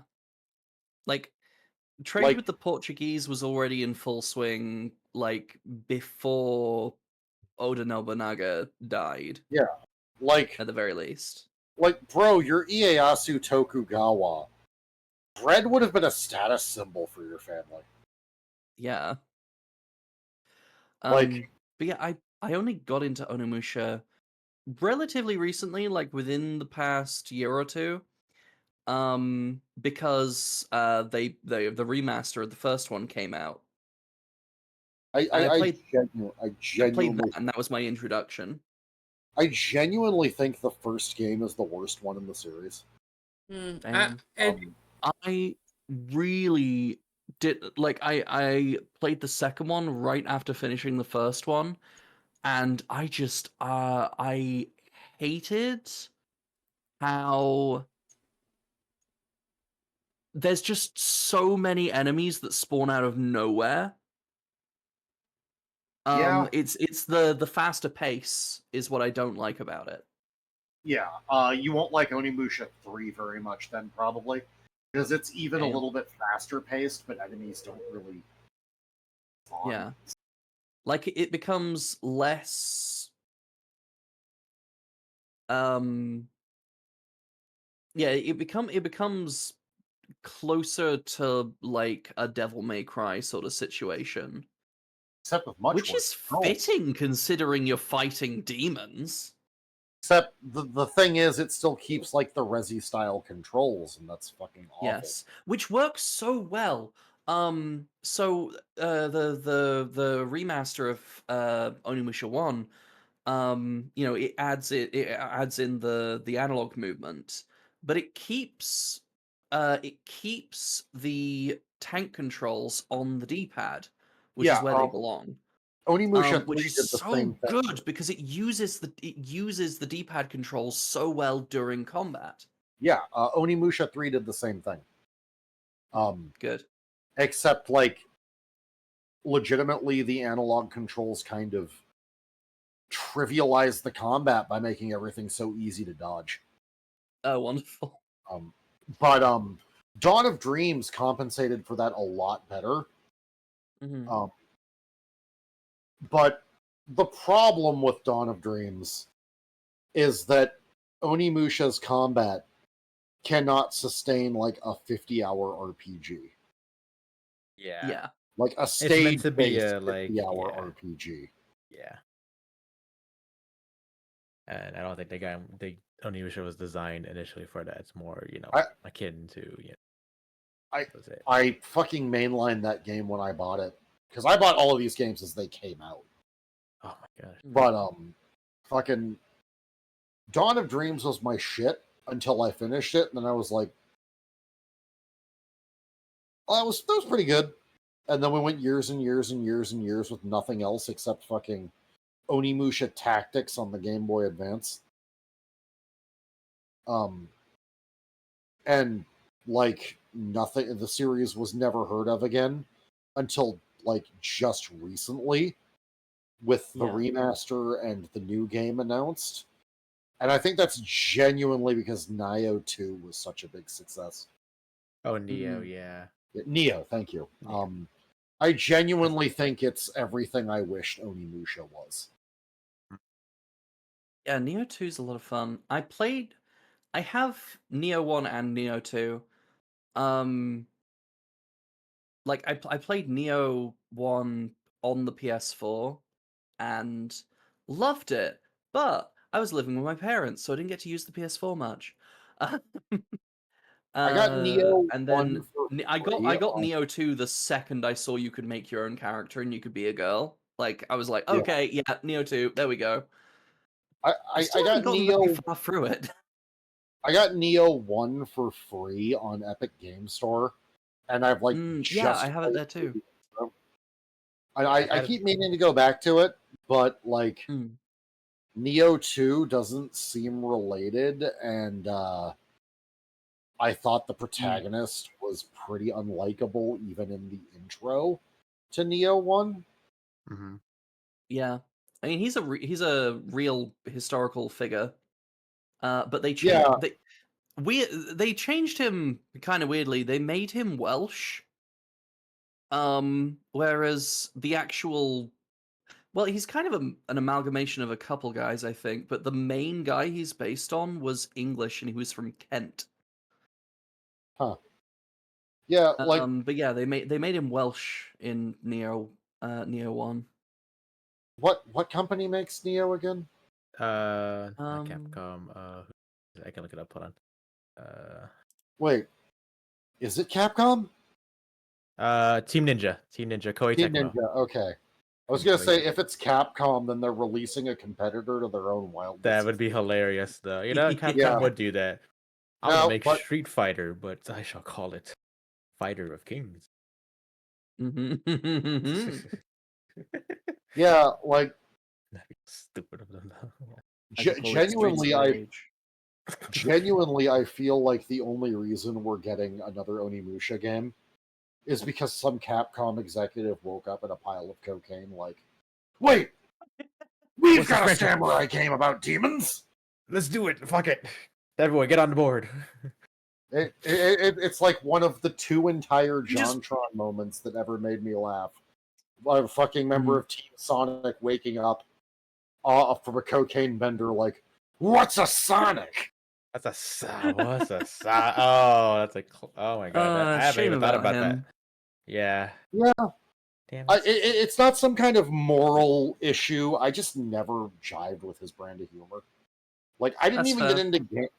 get into Game Grumps until Danny joined, and everyone was like, "Well, I lost interest when John left." I'm like, I God damn just it. think John's unfunny. Yeah. Yeah, Dan was definitely a breath of fresh air.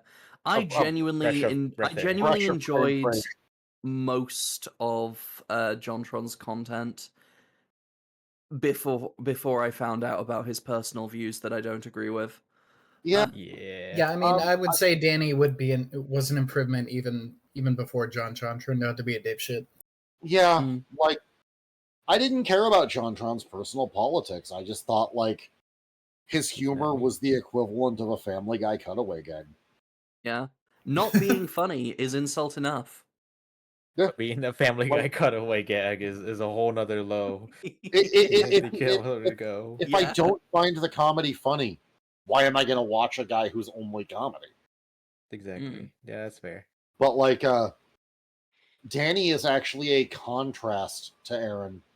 Every time I've watched a Game Grumps animated from the John era, they're just both screaming. Yeah, like they're the same genre of guy when you put them in a room together. We Yeah, have these but two. when you put Danny in a room That's with certainly a Aaron, way to put it. it's bearable. I say this as like someone Danny is who's the straight actually- man. Yes. Literally. Fucking, I'm tired of people. I'm tired of people who keep accusing fucking Aaron of appropriating gay culture by publishing Dream Daddies. Why? How many times does he have to literally come out as pansexual? Yeah.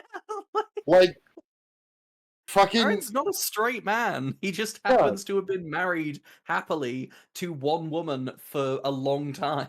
yeah, like I was listening to him tell the story of like him meeting his wife while I was watching Game Grumps, and it's like, oh yeah, I actually like broke up with her to move to California to follow my dreams, and then a while later she showed up at my door like, you can't get rid of me that easy. Oh Who, my me? Please come god. back. Oh, that's William actually kind Afton. of sweet. It's like she decided this man-child was hers and no one else could have him. God, that's hot. That's hot. Who, me? Speaking of, Telly, fucking, come back. We're rambling back. and got the Game Grumps. Oh, Yeah. shit. Welcome back, That's I'm welcome back. back with food and caffeine. Yummy. oh, The Oh. true horror has been ADHD all along. Oh, we Ch- love ADHD. Tilly, we share At a this time time, zone, you're don't drinking we? caffeine? Oh, freak. Yeah, it's fucking 1:45 for us, isn't it? It Yeah. is quarter to It's 9 6 o'clock. It is. for me. 9 AM. o'clock I Quarter to- p.m. well, I should have like taken like caffeine like maybe 2 hours ago, but I don't want to throw off my balance. So Oh, Yep. Mhm. So here we are now. Hmm. I gotta go like in like 5 minutes. I'm Uh, gonna say the game. I know this question was asked like half an hour ago, but we got so sidetracked that it just looped around to something else. I got too invested. But yeah, I So- remember the question. What's next, horror game wise? Yeet. Oh, someone cut out. no, I said yeet. Oh, Yee. Okay, Yee. Mhm. Okay, I thought I had. Yeah, internet you were problem. asking like what's the next horror game each of us are gonna play. Yeah. Yeah. Right. That's a lot of these are probably water I've treaded, but there's one I definitely want to try. And that is Fatal Frame. Because the only Mm. reason why is because I have Fatal Frame 2 on the Xbox, and apparently that is a rare find, at least from what I Nice. read. Nope, I got a copy. I don't know how I got it. Fatal Frame is good as Yeah. hell. I've never played it. I've only just heard about it, but I would definitely be interested. I There have no. only played Maiden of Blackwater. Huh. The Which is one barely not- all barely played. Yeah, it's like I haven't finished it, but that's the only one I've actually played. And it is one that was like it was infamous when it launched for having like sexy ghost ladies wearing like wet clothes, Mm-hmm. I guess. You know, the Maiden of Blackwater. Yeah. But yeah, I got a ways into that. I'm planning on playing the Siren games at some point soon. So when the Maidens of Blackwater come up out of the water, do they like slap onto the ground and it goes? Flop like a fish. You know, God, I hope so. speaking of I OG, feel like ghosts that fall out of trees, like Australian drop bears. Yes. God, that's the only thing that could justify the Ring Terror's realm and Oh, its God. choice of sound effects. Yes, speaking of hard to find finding like spots the for No, you go ahead. It's sounding like the Mr. Potato Head activity CD I had as a child. Oh, He's got a um, style, he's got a groove. His eyes and ears and hands can move. Anyway, I need to sing the whole thing then. Oh my gosh, find that book. Uh, Duet with it. I could. But yeah, speaking of hard to find Xbox horror games, I came across the Silent Hill 2 Restless Dreams for the original Xbox. Yeah, at a pawn shop. Ooh. And I got extremely lucky because I'm like, Interesting. how much for this? And he's like, some old ass Xbox game. Give it to you for $1. Damn. But Sounds like but sudden scare, the much younger person working next to him was like, sir, this game goes for $30 online, which didn't like clinch my breath. But this guy was like, well, I already said $1, so they get it for $1. Like, oh yeah, woo! okay, Nice. thank God. Nice. Clutch guy. I have Yeah. I have Can't an go back any word like inverse that. story. Mm. I also got a game for $1 in a charity shop. It was a few years back when this was still like a relatively recent relevant game. Dragon Age Inquisition. Nice. Mhm. I got for £1, one great British pound. I say saluting the king. Oh, hail the king. I don't know. And I was so excited. I was fucking vibrating. I felt like I had robbed the place. I got home. I installed it. It had multiple discs. Only to find out that you had to. It came with a fucking product key that you had to activate on your fucking Oh no! on your Oh EA account, and it had already no. been activated on someone else's account. So the fact that I had the disc meant nothing. Nothing. Oh, Yep. man. If the account was already, yeah. Oh. God. Yeah, I mean, Dude. remember that same pawn shop? I also got Final Fantasy 10 on the Switch, but it turns out only 10 is on the cartridge. Yeah. Not the other. No, Yep. Yeah. Yep. you don't get. Oh yeah, I had the same with Yeah. What game? That's how they did it with Bayonetta. I got Bayonetta 2 physical Oh. release, but then it came with a digital download. The first one. Yeah. And You that's- know, Awful. the worst game deal I've ever gotten. what's that? I got my original copy of Devil May Cry for $2. Right? I opened it up, and it was one disc of Devil May Cry 2. Oh, so maybe you got the other disc. Oh my God. So I bought Devil May Cry 2 from from a Cash for Gold shop, and I got it home. I opened it. It was the second disc of Devil May Cry 2. It was only the side campaign where you play as the woman whose name I forget, like See ya? Lucia. That's the one I had, yeah. There you go. Yeah. What's Yeah, really it was funny? Who's taking on her these Dante campaign. discs? What's really funny is having played through it in the collection, hers is the actually interesting campaign. Yeah. Nice. Also, the circles back around Resident Evil. That same pawn shop, I was like, oh, fucking Operation Raccoon City.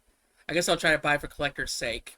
And they're like, because like, it's like, oh, look it up. That's be $16. I'm like, I'm sorry, what? It's not worth $16. Sorry, Worth but like, maybe $4. I literally said, don't you want to make a sale? Yeah. But yeah, so I ended up not buying it that day. Yeah. Well, you saved $16. I'm Yeah. Yeah. You saved $16 and you didn't buy Operation Raccoon City. Yeah, you didn't buy. Like, it's a win-win. You won twice. Yeah, that's a lotto. You Yeah. should have bought a lotto ticket, right? You should have spent $16 on a lotto ticket or something. I think a good part of why I enjoy Operation Raccoon City is less that it's really good, but more that it's surprisingly good for a game that you can only acquire and play through illicit means now. Yes. It's fine for Game what it is. preservation. Yeah, Yeah, score like- one for preservation. Yep. It's pretty good compared to what I've heard, at least. Mhm. I Yeah, shot hype is crazy. Hype. I shot a human Like- enemy running away from a zombie horde, and he doubled over holding his stomach, and the zombies all went after him, and we got away, and that was a pretty cool moment. That Man. is fucking cool. That last level though is so bad because like you got the Crimson Heads in that game, and they'll force you out of cover because but then they also have snipers in that level, so you step out of that cover, so Yeah, you're screwed on headshot both thing. fronts. Yeah. Yep. I can imagine it being a lot of fun if you get like a group together. Yeah. Like I but saw also like anything the is fun with recent the modding group. scene has actually been improving the group experience. You know, Ooh. it's too bad though that the servers relied on games for Windows Live, which is Yeah. Which is, no longer which a is the thing. most which is scariest why- thing of all time. Mod your PS3s. Yep. By the way, Resident Evil Survivor, there's actually a mod out now where basically someone's like recreating Resident Evil Survivor just like to make it look playing just like the Resident Evil 1. So it's like first person, like fixed camera Nice. angles, tank controls. Whoa, It's pretty that's cool fucking looking. cool. Yeah. That's actually kind of dope. Okay, now I need to modify my See- file already as is, and part of why I will play Resident Evil Survivor is that it's like an hour long.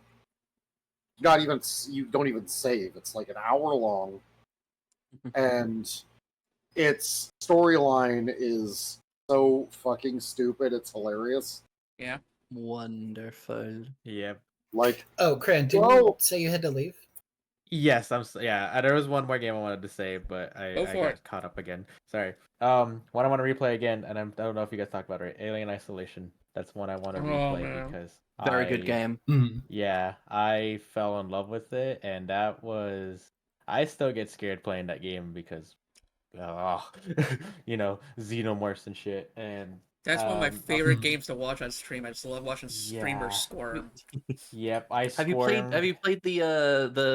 the I don't know if it was like an update or a DLC that was the Alien 1 campaign? That was inside that Alien was Isolation? pre-release. That was like the bonus DLC. Yeah, because I'm a big nut for those movies. Those Nice. movies are like Yeah. my favorite ever.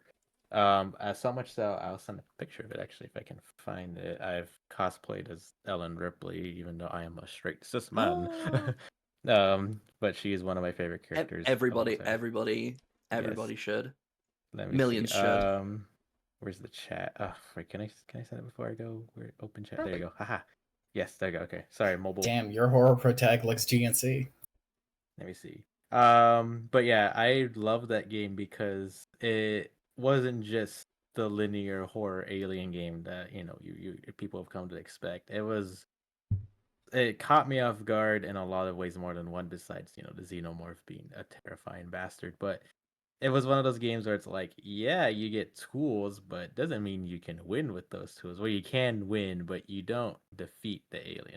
That's the whole point. Yeah. You're not supposed to defeat it, and when that realization sets in with the game, you're just like, oh, I can only delay the inevitable, or I can't do anything else otherwise. I am screwed beyond belief. And one of my favorite things that Yeah. I've noticed subtly was the flamethrower.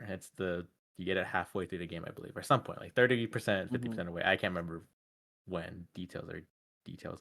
I'm so you scrolling to find this think- picture. You think that the flamethrower works forever. It scares off this scares off little chap over here. This thing is effective. It's big. It has flame. Ooh, but then you realize you only get like one tank per like maybe every chapter, or maybe every section or whatever, right?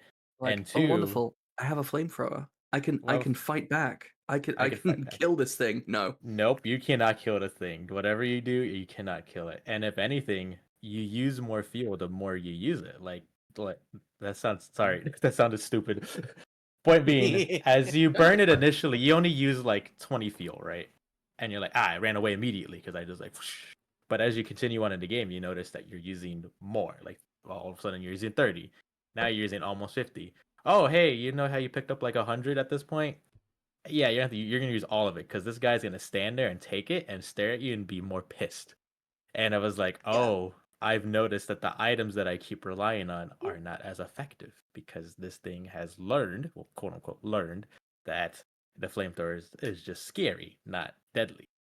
And once He's it not as learned afraid that, of you he's anymore. not afraid, and he'll start charging you, and it's like, oh fuck! And then that's the game's hint saying, hey, use other shit, idiot. So you start like, oh, what's another thing that's fire? Oh, Molotov. You throw it, and it's like, oh, it's scared of that because I haven't used that all fucking game because I have a fucking handy dandy Molotov dispenser here. Oh, that's I when can the game respect gets that. good. Yeah, I respect it because it's like, hey, use other things. You don't rely on this one tool, and it like It's like made the me Mr. learn. Freeze Batman fight. Yes, exactly. But on a Yeah. fucking spaceship scale, and it was so Or good. I was like, man, Or alternatively to the Mr. Freeze Batman fight, the Venom Spider-Man fight at the end of the Spider-Man 3 video game for the PS2. I've never Huh. gotten that. That's so weird that that game, out of all things, would. It was like a selling point, I think. But yeah, the final boss fight against Venom, you had to change up your combos because if you did the same thing too many times, he would like block it. That's kind of funny. I like that. Yeah. But yeah, it made it. Yeah, that game made me shit my pants because I'm like, this tool I have is no longer effective. That's not good, and it made me realize that you have, it strikes that balance of like, yeah, you think you're invincible. Not, no, no, you're gonna die. No, you cannot win against thing. That is not what's happening. You are going to I do suffer. I do love that. I love the alien as an overwhelming force when there's Right. just one of them. I mean, yeah, And it's the xenomorph. it's the I Xeno, admire yeah. their perfection. They're the ultimate Yeah, life yeah, form. yeah. Very adaptable. You like, yeah. Right. You know, And what I wish for, I'm sorry. no, you first. Okay. What I wish for the sequel, because there's a sequel and I got so hyped. What I wish for the sequel is mean, to, take the aliens route, where it's like, yeah, you get the firepower, quote unquote, right? You get the smart goods, you get the fucking pulse rifles, the sonic electronics, all that crap, right? You get all the cool shit, but at the same time, you those tools only go so far when you're dealing with one xenomorph that was hard to, like, you can't even kill. Yeah, you can kill them, but you have to figure out when to. And especially if they're going to introduce Mhm. multiple, I would hope that they would strike fear into you in some way where maybe your gun jams, or like, ammo is tight, or what if the Xenos stop going down a direction of a hallway, or they run away, right? Yeah. And they start being, yeah, they don't come to you because So, this is gonna sound insane, Hmm. but that game already exists as a legendarily bad game no, With- no, Yes, no, the no, one- no, no, with no. with the mod that turns Oh. the AI on by Yes, fixing a yes, single by fixing one character single line of coding code. error. Yeah. One Okay. curly boy ruined the entire One game. curly boy, yes. Oh my god. Even if you fix the curly boy, it's not. It's yeah. I know. I understand that. I know. that I'm code. messing with you. Yeah, I know. I know. Yeah, I know. Alien With- cool. with- With the curly boy fix, though, it's still a more accurate Aliens game than Then whatever the fuck. than the first Alien-based piece of media I ever experienced before I even saw the movie. Alien Trilogy on PS1, which was a Doom clone. Yep. Classic. See, I mean, it's fun, but It was like so good to a 9-year-old who just got the PS1. but then you look 'Cause- back at it now and you're like, It's still a competent Doom clone, but aside from Doom on PS1, that's the best you're gonna get. yeah, such a yeah. I mean, that do was we the do we big- all know Doom that is really Doom fitting actually because started... I was about to say we're saying the same thing here. we both seem to be like Doom the lore started- nerds. Yeah, Doom started as an attempt at making an alien game. Yep. Nice. all goes full circle. Take a It full all circle. comes full circle. Should we wrap it up here, y'all? 3.5 hours, 1 o'clock in the Probably it's morning. pretty late. 4 Sounds like hours is Although- is an okay amount of footage. Oh yeah, Yeah, this was exactly. this was a good pilot. Yeah. Although, real quick, I will say, taking a second look at the games list, I'm going to change my answer for the next horror game I play because I've been meaning to get back to it. Walking Dead Season 2. Nice. my answer stays the same. A resounding. Resident Evil and Oh, Crow you okay Country there? for me. Let's see. Yeah. Also Crow Sweet Country's Home. a lot of fun. Yeah, also Sweet Home. Mhm. Related or not, it's like because technically Devil May Cry is a spinoff. I kind of count that as a Resident Evil cousin. Yeah. Anyways, but yeah, I doubt. Dip. You dip that Okay, cranberry bye. sauce. Chip and dip. Yep. Thank you. Bye bye. We'll wrap it up. So, Bye, Cranberry. love you, Bye-bye. cranberry. Love you. Bye. He's a good lad. He's a good baby. Yeah. So, folks, I don't think every episode's gonna be 3.5 hours long. Hopefully, no. Yeah. But We this rambled. was a good pilot. And so it'll probably be up at least once a month to talk about them horror games and a little more detail of what the ones we've been playing. Sounds good to me. Hell yeah. Oh yeah. Do you want me to do a dramatic? No more poiks. No more splat sound. A dramatic, radio show style sign off, like next time on. Sure. Will Bear's sanity survive the Ring Terror's realm? Will Tilly manage to wrangle these ADHD queer nerds back on track? Will Barry continue to be the adopted cishet of the podcast? Next time on Ooh. Night, y'all.